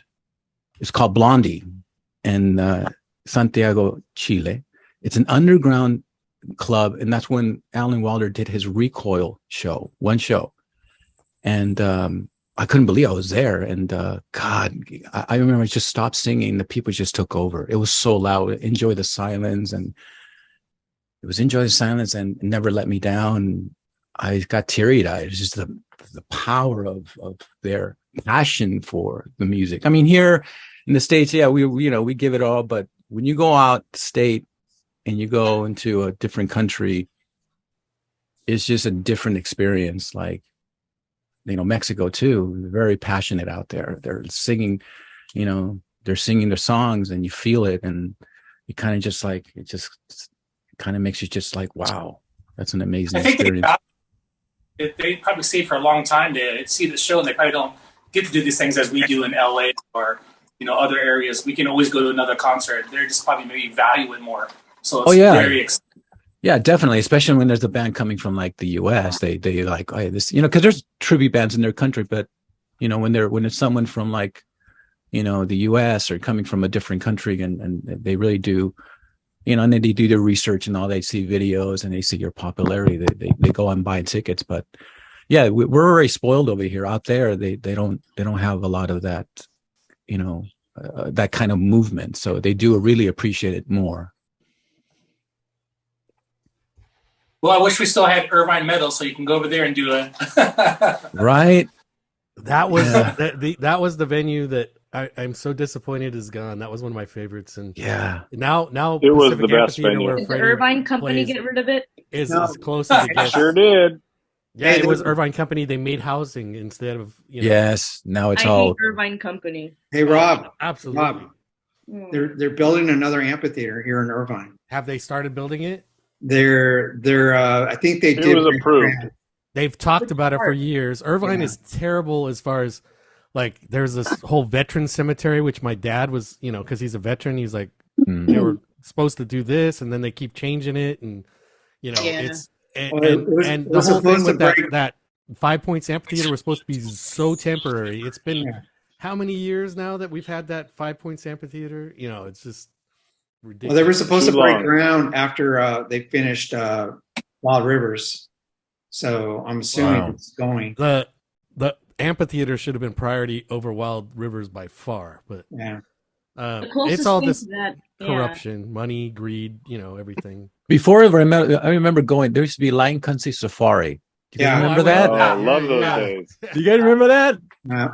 I went on a field school trip to that, and that was around that area with Irvine. And then the shows that it was right there. And then the shows that I actually got to experience at Irvine, I got to see Power Station there. Oh my goodness! Yes, I've seen a lot of shows at Irvine Meadows. Yeah, Erasure, the Wild Tour. I saw Depeche Mode on the Black Celebration tour at Irvine and on the Devotional tour at Irvine. Oh man, I saw Devotional there. I saw the B-52s, and just a lot of bands. Yeah, it's crazy though when he was talking about Lion Country Safari. I remember going with my parents in their like little Datsun, and I mean, there's freaking lions like roaming around. Like, what the hell is like? You know, they talk about how we were tougher in the 70s and stuff. You know, right? Clearly we were tougher in the 70s if we're like driving around with just a car and there's like lions and shit like right there. They could just elephants, rhinos. A rhino came up to our van one time when I was a little kid. But there was a big rhino just pushing up against our van. We had like a camper van. Oh wow! Yeah. I remember the way I experienced it was a school field trip, so it was like the big yellow buses. You know, it was like filled. And I remember there was this rhino, and he was doing his business, and all the kids were like, "Oh!" He had his ass. They're like, "Wow, that's nature there, you guys." You know, just make sure he doesn't roll up the window so you can get splattered on your face. A big bus would seem to be way safer than. I mean, we were in this little car. Like, I'm like, wow. You know, I mean, I didn't think about it then. I was just like, oh, this is cool. But now I think about it now. I'm like, what? Yeah, but see, a Datsun was like, you know, it's not like fiberglass. It was like real steel car. It was metal. Metal, yes. That's true. The cars are built way better back then than. Yeah, the cars in the 70s were all metal, you know, very heavy vehicles. So, I mean. Newer cars are like toys. They're like plastic. I used to drive a Prius, and that thing is, it's all plastic. Oh, yeah. I hate it. Yeah, that's you sneeze on it and it'll crash. Right? Yeah. Right. Yeah. They don't make cars like they used to now, you know? Yeah, it's just Prius are just as sturdy as a Fiat. Yeah. A Fiat was still metal though. Yeah. Yeah, it was. It was, yes. Prius is like a tin alloy almost. It's just really flimsy. You'll lean on it and the car will like bend. Right. I think my first concert was Adamant at Irvine Meadows. I think it was Adamant. Look at that. Wow. The pirate ship. It just came out swinging from it. Oh my God. A pirate ship? Yeah, he had a pirate ship. That's freaking cool. It was awesome. I had a Fiat Spider, a red one, and I drove it to Dodger Stadium to see Depeche Mode in the Violation tour. World Violation, yeah. Nice. You know, just FYI, we're gonna do the giveaway for tickets at 1:30, and it's gonna be trivia. Yes. So now, again, if you're not planning to go to Vegas, do not try to win the tickets unless you have someone you're gonna give them to. But ideally, you can give them to me because I'm going to Vegas. Rob, to be honest, I live in Vegas. Vegas, yes. And Good I've evening, Vegas. I've already bought mine. So the party's at now. your house. Party at my house, yes. I have a guest house in Vegas, so. By the way, Is that an invitation? Only for guests? Speaking of Irvine earlier, yes, Irvine should turn one of those bunkers in the district, the Tustin district. They should turn that into a concert venue. I always used to think that would be a cool place. That's a good idea, actually. Yeah, there's so many things they could do with those things. They're making houses there now. I've been to a concert there. Actually, there was the Reflex played like a party that was happening there. It was like a taste of. It was Tustin. It was Taste of Tustin. Yeah. You were there too, yeah. Yeah. Yeah, but they're building houses there now, so I don't think that's doable. There's just too many houses. They need to do cool I think, stuff and not. I think the Irvine Great Park, they already have a concert area right there, right? Yeah. It's a temporary one, and it's terrible. Like it shouldn't be. It shouldn't be existing still. Actually, they should have replaced it like years ago. But yeah, I did go to Punk in the Park, which was close to Irvine a few weeks ago. Yeah, and it was horrible. Like the venue was an outdoor nature conserve. There was no Wi-Fi. But the event was good. That's like in the canyon or something, right? Yeah. The event was good. It was just the area was not the best. People that set up these shows don't think about Wi-Fi for the masses, which they should. Also, it was just getting cold. Like, it was just around that time when you didn't know if the day was going to get hot or cold. Right. Yeah. By the way, I wanted to ask, have you guys already experienced the T-Mobile Arena in Vegas? What did you guys think about it? I mean, I got to see the last tour there, and I had good seats, and I enjoy that venue. Maybe from where I was, I got a good sound and kind of experience from it. Yeah, but it's good. The acoustics in there are great. Yeah. Okay. Yeah, I went to the last show there in 2017 too, and then I go to a lot of Golden Night games. The acoustics are great. The seats are very narrow, so I have kind of a large backside. It's not very comfortable physically for me, but we'll be standing up probably anyway. But that's my only qualm. Let's do this. Let's do the Irvine UCI on the college, and I think it's the basketball gym. That's where Morrissey played. That would be perfect. There's no seats. You get to walk around, dance, and listen to the music. Hey, that's where I go to college now. UCI? Nice. I was at Morrissey UCI, and I saw Love and Rockets there in '86 and '87. Love and Rockets. Rob, in '87, Love and Rockets played there. So I went to Jesus and Mary Chain on a Thursday. I was in high school. Thursday in San Diego, I went to SDSU to see Jesus and Mary Chain. Friday, Depeche Mode at the Forum on the Music for the Masses tour. Wow. Saturday, Love and Rockets with Jane's Addiction opening up in 1987. Like, this is like when they're first. Here's how it is. Yeah, I know Rob forever. Every time. Hey, I had Golden this great era, waffle. though. He Rob's remembers everything. I had some great waffles with whipped cream and a cherry on top. Do you have that on your resume? Like literally, like you have pages and pages of like things like spreadsheets and whatnot. I started keeping a spreadsheet of my concerts a long time ago. Oh my god, I was just kidding. I do have all the tickets. I have all the ticket stubs from when they have tickets. Because now there's a lot of times you can't actually get a physical ticket. Look at the guy's wall. You don't think he's doing a spreadsheet? Yeah, right. That's why it's good that he's releasing a book. I mean, that's what I'm saying. That'll be good to release as a book and his experience. Such a good fan. Well, no, you know what? I'm thinking of doing a book on that too. But the first book I'm releasing is actually a song by song book, just about every single studio recording of Depeche Mode. That's the best thing about Rob, about going to all these concerts. I envy you, though. What about Rob, the free tickets now? Everything's being printed.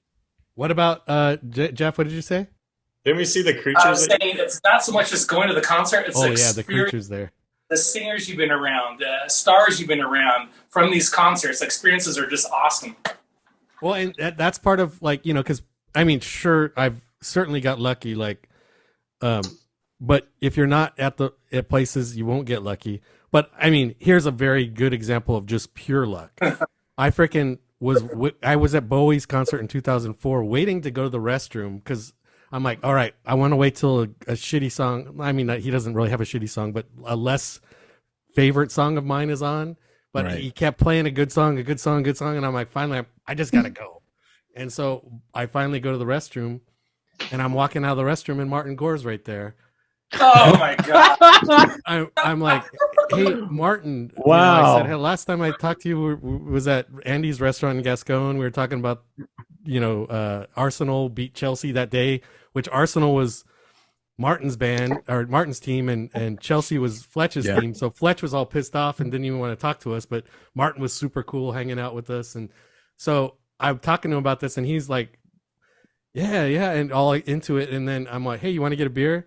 And so we go get in line to get a beer, and I'm like, was going to buy him a beer. He's like, no, I'm going to buy you a beer. I'm like, wow. I'm like, why? I've bought enough Depeche Mode stuff. I guess I should let him buy me a beer. So, that is awesome. Big Corona bombers, and we sat. Seen Martin Gore was running really out envy you, though. We ended up sitting in the lobby, standing in the lobby, talking for like 20 minutes while Bowie's playing. And I'm like, you are so lucky, though. I'm like, you know what? I'm like, I love Bowie, but I love Depeche Mode more than Bowie. So I'm like, I'm gonna stay here. And I was surprised he didn't go, but like, we talked about all kinds of stuff, and he even gave me his seats to show me where he was. And I'm like, how did I have better seats than you? But he got like, as a Christmas gift from the guy who owned the bar in Santa Barbara, the Old Kings Road. He gave him tickets, and so I asked him for the location so I could introduce my nieces to him after the show, and we went up and met with him after the show too, even. But he was so excited to go backstage to see Bowie, like it would be like how we would be to go after a Depeche Mode to go backstage. Right. And he was like, that says so much about him because he stopped and took the time out from David Bowie to talk to you. That's crazy. I know. It was crazy. Like I was like thinking about it later. I'm like, you love him this much, and you're still to me for like 20 minutes hanging out, like drinking beer, talking, and Yeah, it was so that is luck that you cannot like make happen. It just pure luck. And so I've been lucky that way. But still, you have to be. I had to be at the show. You have to be in places to have that potential luck. You know. I'll share one where it's the same thing. I mean, I've been very fortunate to have conversation with Martin Gore at the NAMM convention. I think it was in 16 or 17. No, it was, well, of course, it was when they weren't touring. So I go to the NAMM show, which is, a convention of electronics, keyboards and stuff. And it's all these companies of keyboards. So I was there at the Moog booth watching a demonstration of the synthesizer. And I was just kind of minding my own business. It was, the Moog station there. And I kind of was just looking. And then I looked to my left and I see Martin Gore right next to me. He was right next to me. And then I looked at him. He looked at me and I was like, Martin, hey, nice to see you here. And I didn't want to be all like starts, like a fan or just like, it's like, I was really cool. I was like, oh my God, Martin Gore's right next to me. And then he was like, hey, aren't you from that trick? Cause he has his assistant. He had his tech assistant, the guy who would, when Martin would go and DJ in Santa Barbara, he was the one who connected all the stuff. He was with him. And he looked at me and he was like, oh yeah, it's a guy from that Depeche Mode tribute band. And then we're like, okay, Martin and I were looking at this demonstration. And then I asked him, Martin, I just want to ask you, what console are you using for DJing? He goes, oh, I use Tractor. I was like, oh, that's the same console I use. So it was amazing. We're watching this demonstration and I'm actually talking to Martin Gore about DJ stuff, like gear. I wasn't talking about like, oh, I love your music.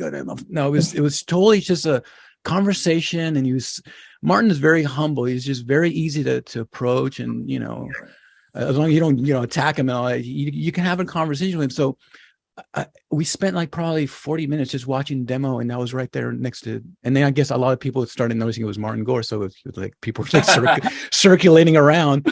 And then I asked him, I said, Martin, I would love to can I just take a picture with you real quick? Yeah. And I took a snapshot picture of that. So then I posted that picture on my Facebook page, and then a magazine from the UK, the Mirror magazine, picked it up.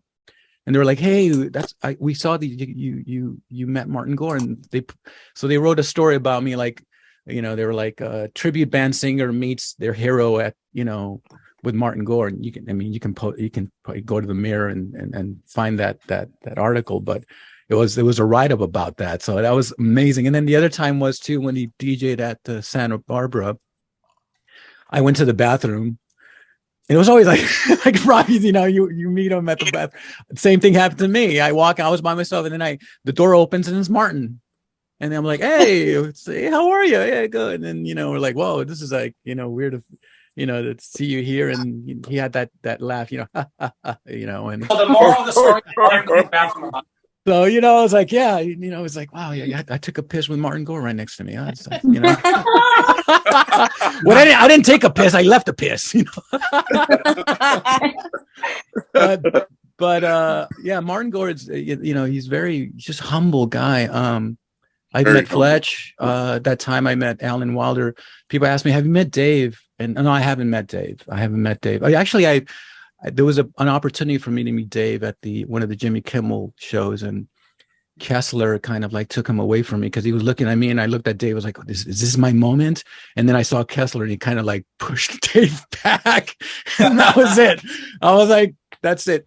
I do remember doing a private show for this doctor in Hollywood, and what's a guy from No Doubt? One of the members from No Doubt, Tony. Yeah, he was a friend of the doctor. So he was like, yeah, I want this Depeche Mode tribute band playing. And he goes, here, guys, I have this message. So we went into this room, and he was like, yeah, a friend of mine knows Depeche Mode, and he knows Dave. So Dave sent me a personal message.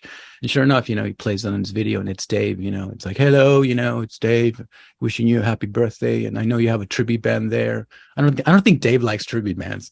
He was like, have fun, happy birthday. And so that was like those kind of encounters that I've had with Dave.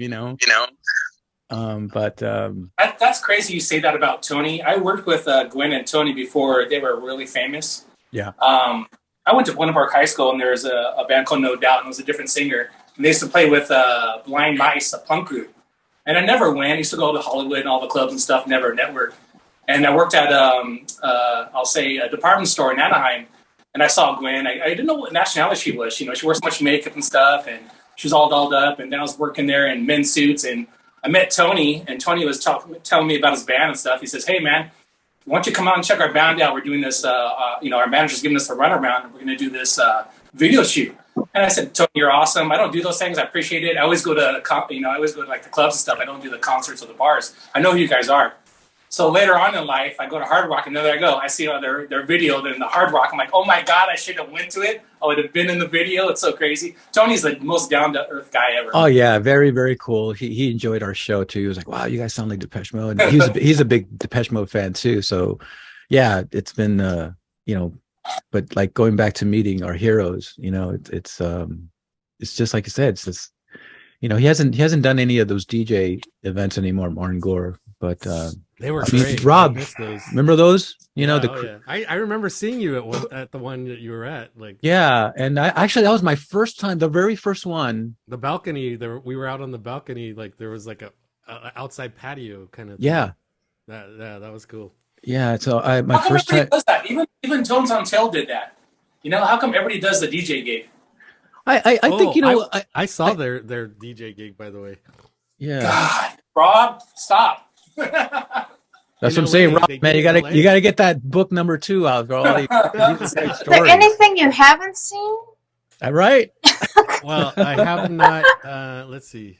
He hasn't seen Dave take a piss. Any Pitbull concerts you've gone to? I've never met Vince Clarke.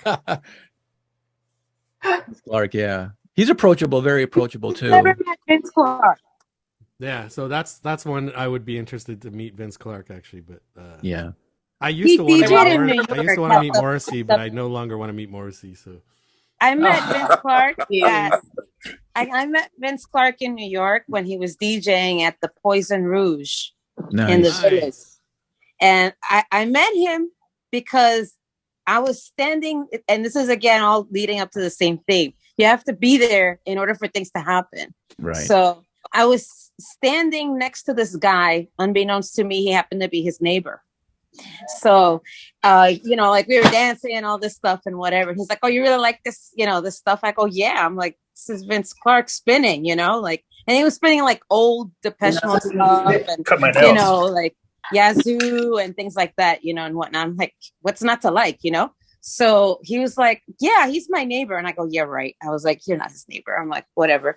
I was like, "Sure." I was like, "You're his neighbor. Take me backstage and we'll talk, And so he was like, "Yeah."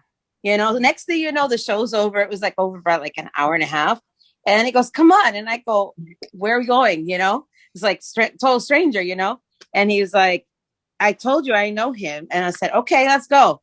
So there he is, like we're walking, no credentials needed or anything.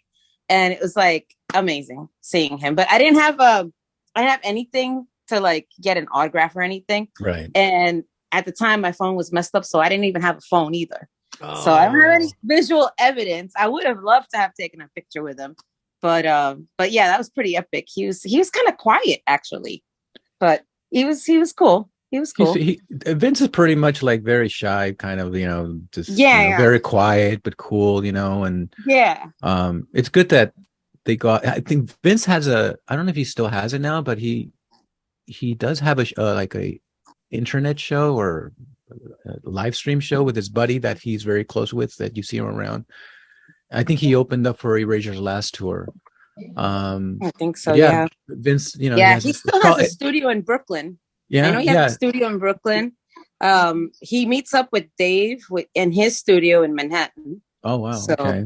Yeah, it's really, really, it was cool. I know where Vince's studio is now, and I know where Dave's studio is. All right, we'll be hanging out with you in a few then. Hanging out with you and seeing Dave's studio. You never know. So we're gonna give away the tickets now for. Thank you. Memento Mori after party in Las Vegas. So also first, I want Richard. Why don't you go ahead and say about the pre-party, because there is going to be an official Depeche Global pre-party that's being organized. And for those of you that haven't noticed, I've pinned in the group in Depeche Mode Global on Facebook I've pinned a spreadsheet, and if you're not on Facebook, let me know, and I can email you the spreadsheet. But I'm gonna create a master list of all pre-parties and post-parties for the entire tour, shows that I'm not going to show, but just shows for anybody, so that you guys are able to find like the best information on where the pre-parties and post-parties are for this tour. If you want to go, when I go to a show, I want a pre-party, I want a post-party. If I was in Vegas, I would be all over that event. You always want a pre-party, Rob. I mean, and it's cool. It's cool that you're going on at midnight, because I know initially your event said that Devotional was going on at 10, and I was like, oh wait, doors open like 9, 10 o'clock, and then I'll probably be spinning, and then Jose. Well, some of them are going to be at the concert. I will not be at the concert that night because I just want to make sure everything's all good. For sure, yeah, I understand that. But as soon as we got a nice group, then I'll go on stage. Yeah, so the show will be at midnight. And then whatever happens. So that's pretty much. Yeah, don't be like me walking in to see Adam Matt. I make a right, and I'm having drinks, and I'm like, man, I don't hear Adam Matt yet. Let's just go check it out. It's been an hour. I go there, he's got 4 songs left. I'm like, oh my god. Hey, Richard, say a few words about the pre-party. Yes. Yeah. So both myself and Rachel, who's also a moderator here on Global, will be at the Beer House, and it's right across the street from T-Mobile Arena. So it's like we can just stumble from there right into the arena. I mean, there's no Uber or nothing. I mean, it's walking. Oh, wow, that's great. Share that because I know a lot of people are going to want to, post, before and after. So that'll be a great night of Depeche Mode parties that night. Wow. Yeah, I had no idea what I was going to be doing after the show, but now I know, Freddie. There you go, man. The party continues. It's a celebration, you guys. I mean, I think it's going to be. I think after what we've gone through with the pandemic, and now Depeche Mode coming back with.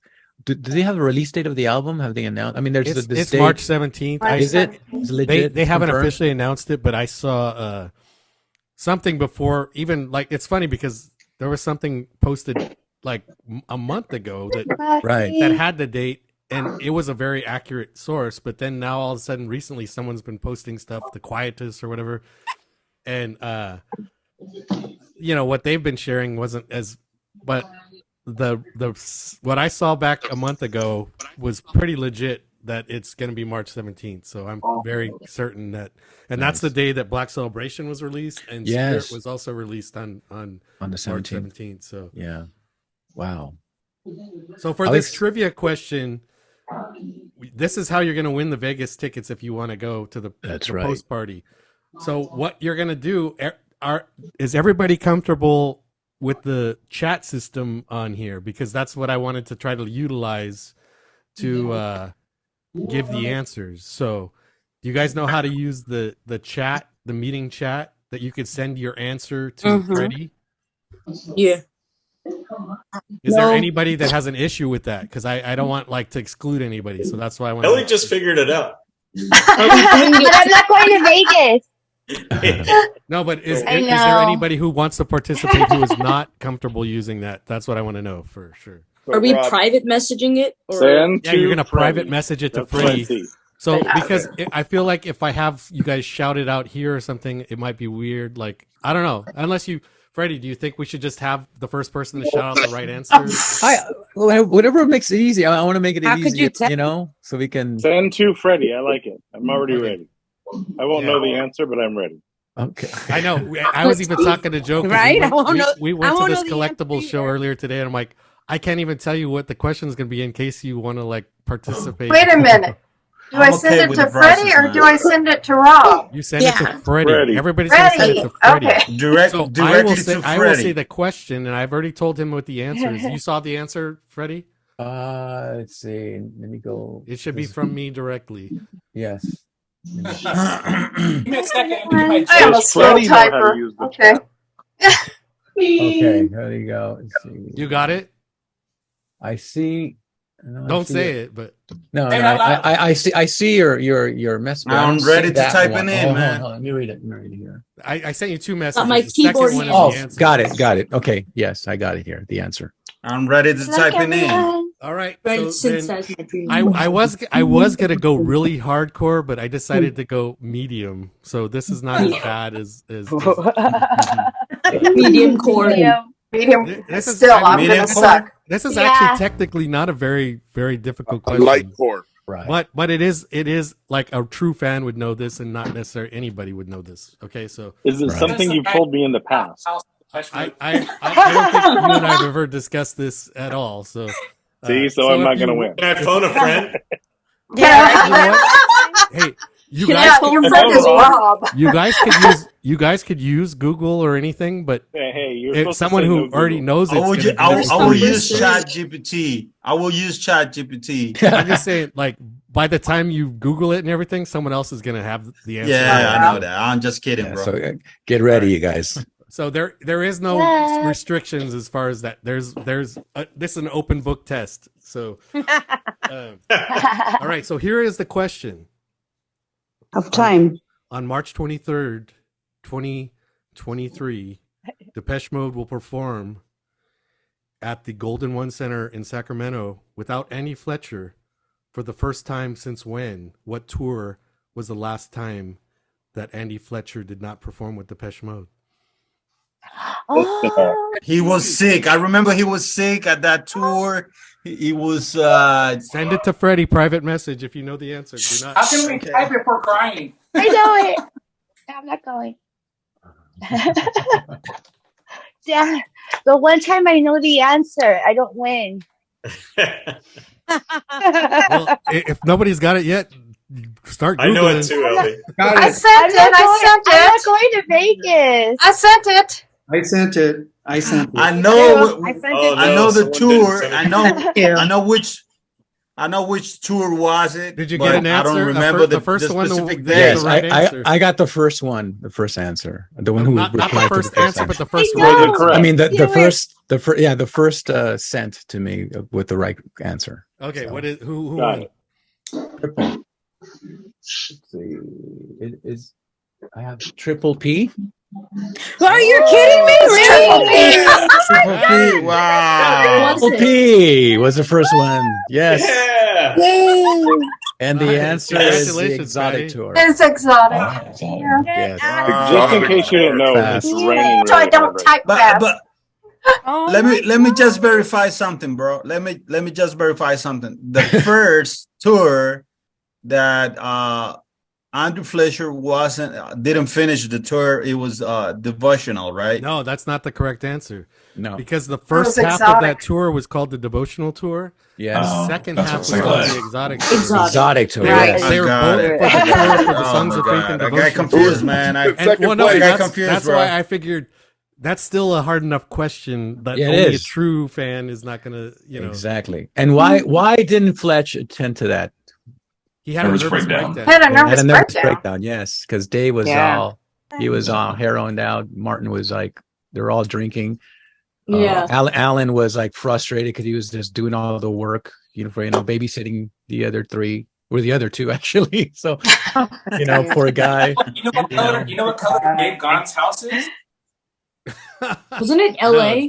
I have no idea, but You know what color it is? what? White. Purple. Well, actually, Wait. Dave's house was a hotel. It was at Yeah. the one on Sunset. What is Sunset it called? Marquee. Sunset Marquee. Yes, That one, that's where yeah. he spent a lot of his time there doing his drugs. So I recently He has shared. like pictures over there. I did Ultra a- was purple. I converted video that I recorded in '87 from MTV. I recently shared that in the group in Facebook, and I think they were interviewing them at the Sunset Marquee actually back in '87. Oh wow. Have you guys seen that one video when they're at the Ministry of Sound nightclub in the UK, and it's all of them, and Dave was just you can see it, you can tell just by Alan's body language. He was just like, oh God, Dave was just out of control. Like he wasn't even making sense. Yeah, It was- No, I still remember that interview where someone found out that he was so drugged up that like he gave his jacket away. Yes, that was an amazing jacket. That this Yeah, design- he's like, I lost my jacket. Yeah, and the jacket was actually the tattoo that he has on his back. Yeah, I love it. Can you imagine? I wish I had a jacket like that. It was like he was hanging out with one of those, what was it, that one band. He gave that jacket for a shirt. I feel bad for the designer who took her time to do that jacket. That would have been a badass jacket to have, He kind of like when Dave kind of looks like my partner at the moment in that video. So I always tell him, I'm like, you look like that one interview where Dave lost his jacket. But you know what, you guys, Devotional tour, even though Dave was like out of control, he gave one an amazing performance, even under the influence. I mean, his baritone voice was very just like deep and just. That's my favorite live performance. Was the Devotional tour. You know, it makes me cry. It's so good. A certain thing about that tour gave me a pretty quick glimpse of his out of controlness. When he had to sit down, like there was a part of one song where he was sitting it out, like, and you could tell. And kind of during the end of In Your Room, there's this video on YouTube. He ended up taking a move out of Iggy Pop's playbook. He did his stage dive. Yes. Yeah. That's where the Anton took a picture, and it's a famous picture now where he's all scratched up. He's laying there, and you see scratches from that. It wasn't the Crystal Palace show? No, it wasn't that one. It was. I don't know. It wasn't. It was in Frankfurt. France? It was at the Frankfurt show in Germany. Was it Germany? Yeah, in Frankfurt. Okay. Oh, wow. Yeah. Were you there? No. Wait, hey, which shows are you going to in Germany? I'll be going to Düsseldorf, nice 1 and 2, and then Munich, nice. Berlin, the second show, and then to Austria, to Klagenfurt. Wow, nice. I already have my tickets for Berlin, the second show. I think I'm probably gonna buy the first show now too, but. Cool. I also want to go to I heard there's going to be a party at Hansa in between shows. Yeah. Nice. So I want to go to that. Yeah, let's meet. Yeah, absolutely. So will you be having like general admission or seats? For the second night, I have FOS 1 and early entry, but I don't know that I'll use the early entry so much because I don't want to wait all day or anything, but I'll see what it works. I don't know. I haven't decided, but I don't like to usually line up for concerts that are general admission, even though he usually stays over. Rob always stays over. But it either way, being anywhere in FOS 1 is closer than anywhere else in the stadium. Like even if you're in the very back of FOS 1, you're in front of all the other general admission. So if you don't know, on the floor in Europe, they have like 3 different levels of general admission. So there's like FOS 1, FOS 2, and then like the back. And then all the seats are around in the stadiums because they're playing stadiums which are much larger than they are here. Yeah. But here, the nice thing about in the US, even though their tickets are expensive, is that when you have a seat on the floor, you have a seat. Like where you can go to the restroom, you could go buy a beer and and you could get back to it without a whole hassle of trying to wiggle your way back into through the GA crowd. But one interesting thing I did find in Paris when I went to see Depeche Mode in Europe on the last tour, they have like guys with backpacks with little mini kegs that are serving you beer on the floor. That's awesome. Yeah. That's a good idea. They had cups that were like with Depeche Mode on the cups. Oh, wow. That you actually kept. So I kept all my cups. I even unfortunately, it's crappy Heineken beer.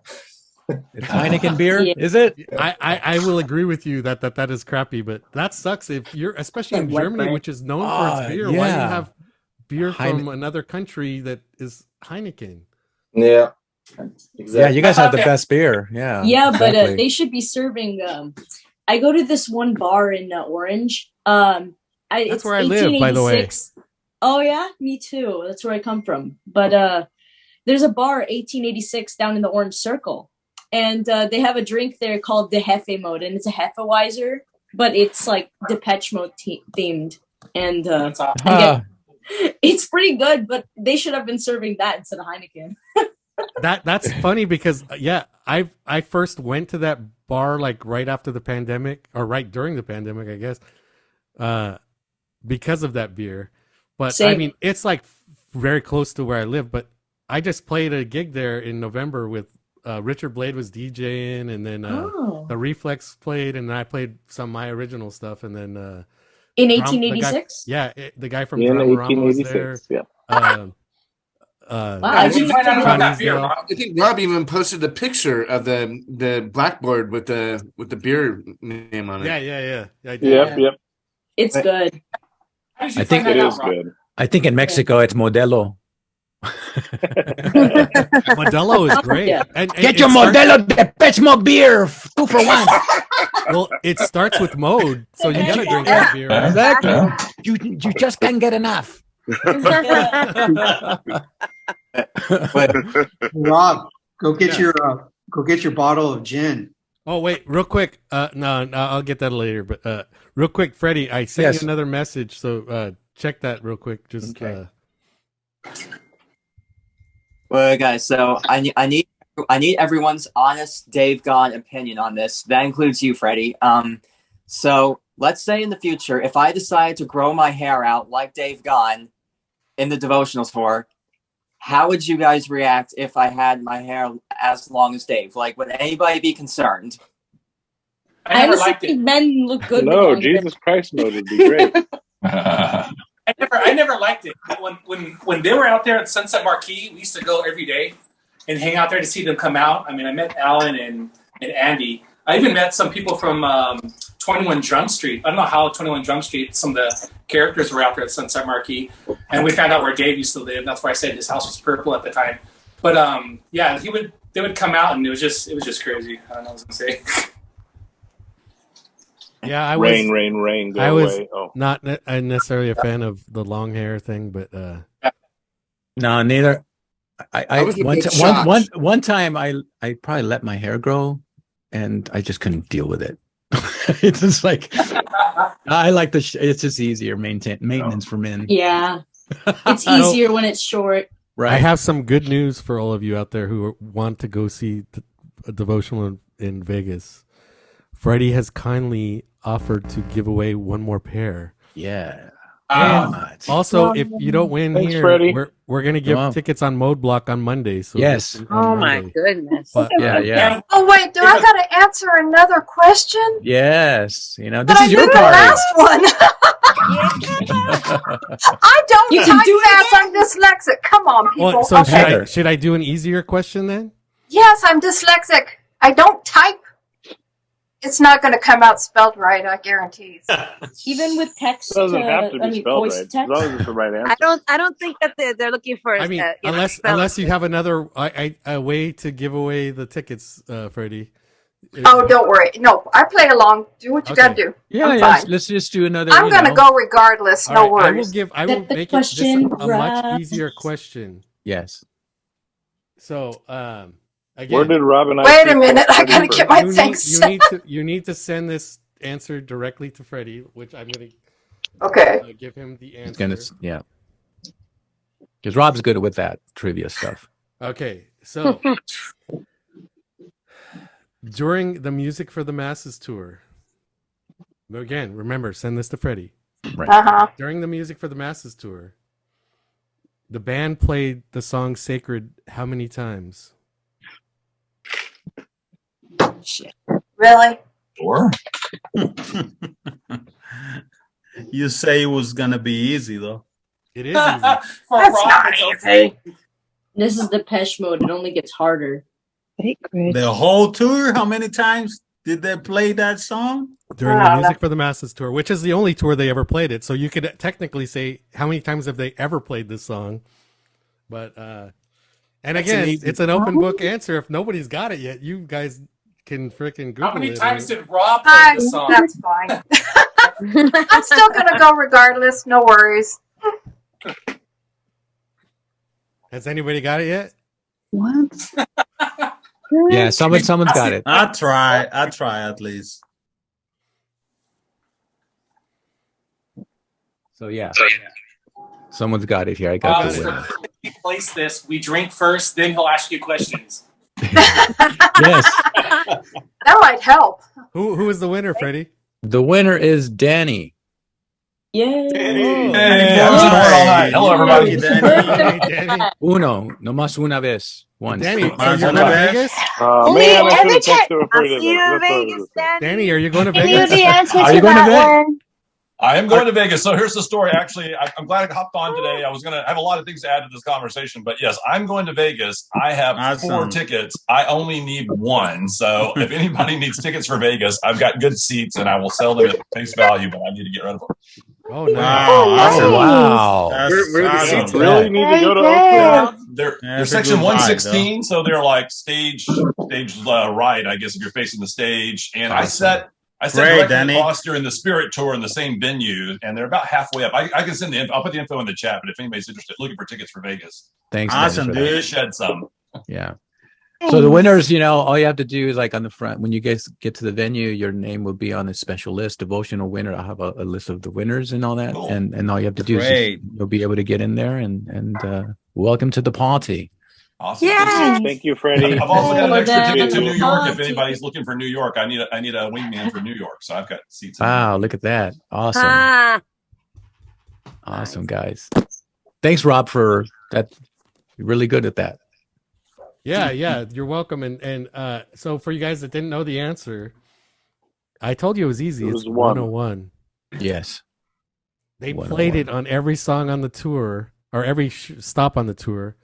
That's a trick question. There was 101 seriously. shows. No, that's a very easy count. On my hat. Yeah, 101. There you go. I should have waited to buy tickets. So, hey, Freddie, so what is what comes with VIP basis the regular tickets for that show? For what, the show that I'm putting together? Yes. No, you just you get you can hang out with us backstage. You get to hang with Devotional and just enjoy the venue and see what the party's all about. So my wife bought them, so I didn't even really kind of look what it entailed. What was kind of like the difference. So yeah, it's just you get in there and you enjoy the show and experience it with us. So, yeah, definitely. And I appreciate you guys. It'd be great to. That's why this was a spontaneous opportunity, and I just jumped on it. And I said, and I'm glad that it's working out. And I reached out to Rob, and he was very kind to include it here with all of you, and I'm very grateful for that. So make it. We gotta enjoy this concert. I mean, it's gonna mean a lot for all of us as Depeche Mode fans. It's gonna mean a lot. Means a lot to us. We never know. This may be Depeche Mode's last tour. We never know because the last tour it really takes a lot from them, especially Dave. Dave, being the front man, and the last time that I saw him, he was pretty worn out. It's like it takes a lot, and he's a very family man now, and he was very hesitant about because he was very happy doing his Soul Saver stuff, and he did that, and he didn't. I mean, from like the interviews that he was giving out when he was promoting his Soul Savers project, he wasn't even sure if Martin and them were going to get together. And then, of course, Fletch passing, and that kind of just, I'm pretty sure Kessler put them together, saying, "Hey, guys, no more of this 4-year, 5-year, absence. Hiatus, yeah. It's time. It's time to get out there." Hey, if Trent Reznor's doing it, let's keep going. Exactly, right? Well, look at Duran Duran. That band, I'm very proud of Duran. I'm a big fan of Duran Duran, and they went back to their roots.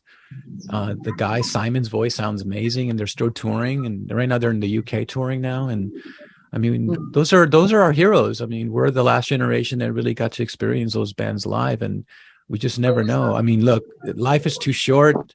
Lisa Marie Presley just passed away. She was at an awards for show a week ago, and now she's gone. You never know what can happen. So if we have the opportunity to go see and support these bands, why not? Right. It's what keeps me going too, to see them, and why not? Because we're very fortunate to be able to go and still. Susie's coming back. She's going to do that one show. And if you guys never seen Susie in the Banji, Susie, and I mean that's amazing to have her. I don't know if she's going to do a tour, but I'm pretty sure she's going to probably break that whole absence of getting back on stage and to see Susie again on stage. I mean, it's like we should go out there and support these shows. Hey, so everyone, Freddie has a TV taping that he has to go do. Yes, at 3:00. So I want to. I wanted everyone to give Freddie a round of applause and thank him for joining us and giving away tickets. Freddie, thank you. Didn't win today, and you're going to Vegas. Besides the fact that you can buy them, you can also get a chance on Roadblock this Monday. So I will be putting that in the Depeche Global group after this. I wanted to promote this first more. But yeah, and those of you, I know there's a lot of you that are going to go to the party even though you didn't win tickets because you guys want to be there, right? So let them know that you guys are going to support him. And thank you guys. This show is for you guys. It's for you guys to enjoy. And I just want I want us to experience this concert to the fullest and enjoy. It's going to be nice to see all of you. After 3 years of this whole pandemic, we gotta live la vida loca and have a good time. Absolutely. Joe, I'm talking about some Depeche Mode. We gotta say rain, right? Yeah, and rain but not tonight. He said rain. He said rain. Yes. Rain. Salud. Thanks, Rob. Thank you, Rob, for including me here. And like I said, I really do appreciate you guys. I'm very grateful to be part of this community, and we should all support. This is our band. This is our time for us to go out and have a good time. And I'm just very grateful for you guys supporting me. So thank you very much. Cheers. I know you have a gig at the end of January here in Garden Grove. Yes. It's not far from me, so I want to come down. That. Yeah, I will. Yeah, come down, and you'll love the set list that we got planned for that. And come down for that. I'll put you on there. I'll put you on the VIP list for Depeche Mode. Okay? All right. Let's do it. Rob, let's go. Yeah, right, guys. I'm actually going to. It's been crazy. I mean, I have an interview here in Alhambra, so I have to go drive with the rain. But it's for also to talk about the comeback of Depeche Mode, my band, and also the after party for Las Vegas. So that's where I'm heading out right now. And be safe out there if you guys are in the rain. Be careful. And drink. Stay safe, Freddie. And there's one other thing I wanted to mention. Great to see you, Freddie. If you guys are in SoCal area, or I don't know if you have online or not, but if you notice the cool shirt he's wearing, he has a side gig where he's doing like moral wear, and he has a spot in Santa Fe, right? Yes. I started this business last year. It's the moral wear. I kind of wanted to do something, with fashion, and it's guys, it's attire for men's wearing apparel stuff, and it's cool stuff. It's like stuff like what I'm wearing right now, and I appreciate for plugging that. So yeah, I have a Facebook page and Instagram called Moral Wear LA, and it's kind of my little side fashion. And I'm learning so much from it. I'm meeting these designers, and it's been fun too. So it keeps my mind busy. I just want to keep busy this year, and I appreciate that. So check that out. Cool stuff. I definitely want to get something. So yeah, definitely. So just let me know, and we'll give you some fast fashion. Yes. All right. Thanks again. Freddie, you're in Austin. You're playing the Empire Room. Yes. Right? By the way, for those people who are in Texas, I'll be in Texas next month, God willing. So I'll be at San Antonio at Sam's Burger Joint, which is an awesome venue. Saturday, I'll be at the famous Numbers nightclub in Houston, which has been a club that for 35 years there. And then my first time in Austin at the Empire Control Room in Garage. So let your people know that that's a Sunday show, early show too. So I'm looking forward to visiting Austin for the first time. And you can find all that on my Facebook page, the Devotional, and Instagram, and also my personal page on Freddie Morales on Facebook. And I'm always posting stuff. And then also on the Depeche Global, I'll post some, stuff there so you guys can know what's going on. And also I'm going to be announcing the ticket sales for the OC Fair. That's been just an amazing show every year for me, and it always sells out thanks to you guys. And I'm gearing a set list for that one too. So One of my favorites every year. That's a great. Yeah, it's a. I love that fair. So, thank you guys once again. God bless you all. Be safe. Cheers, Freddie. Thank you. Okay. All right, Freddie. Hi, Freddie. All righty. Thank Salud. you. All right, guys.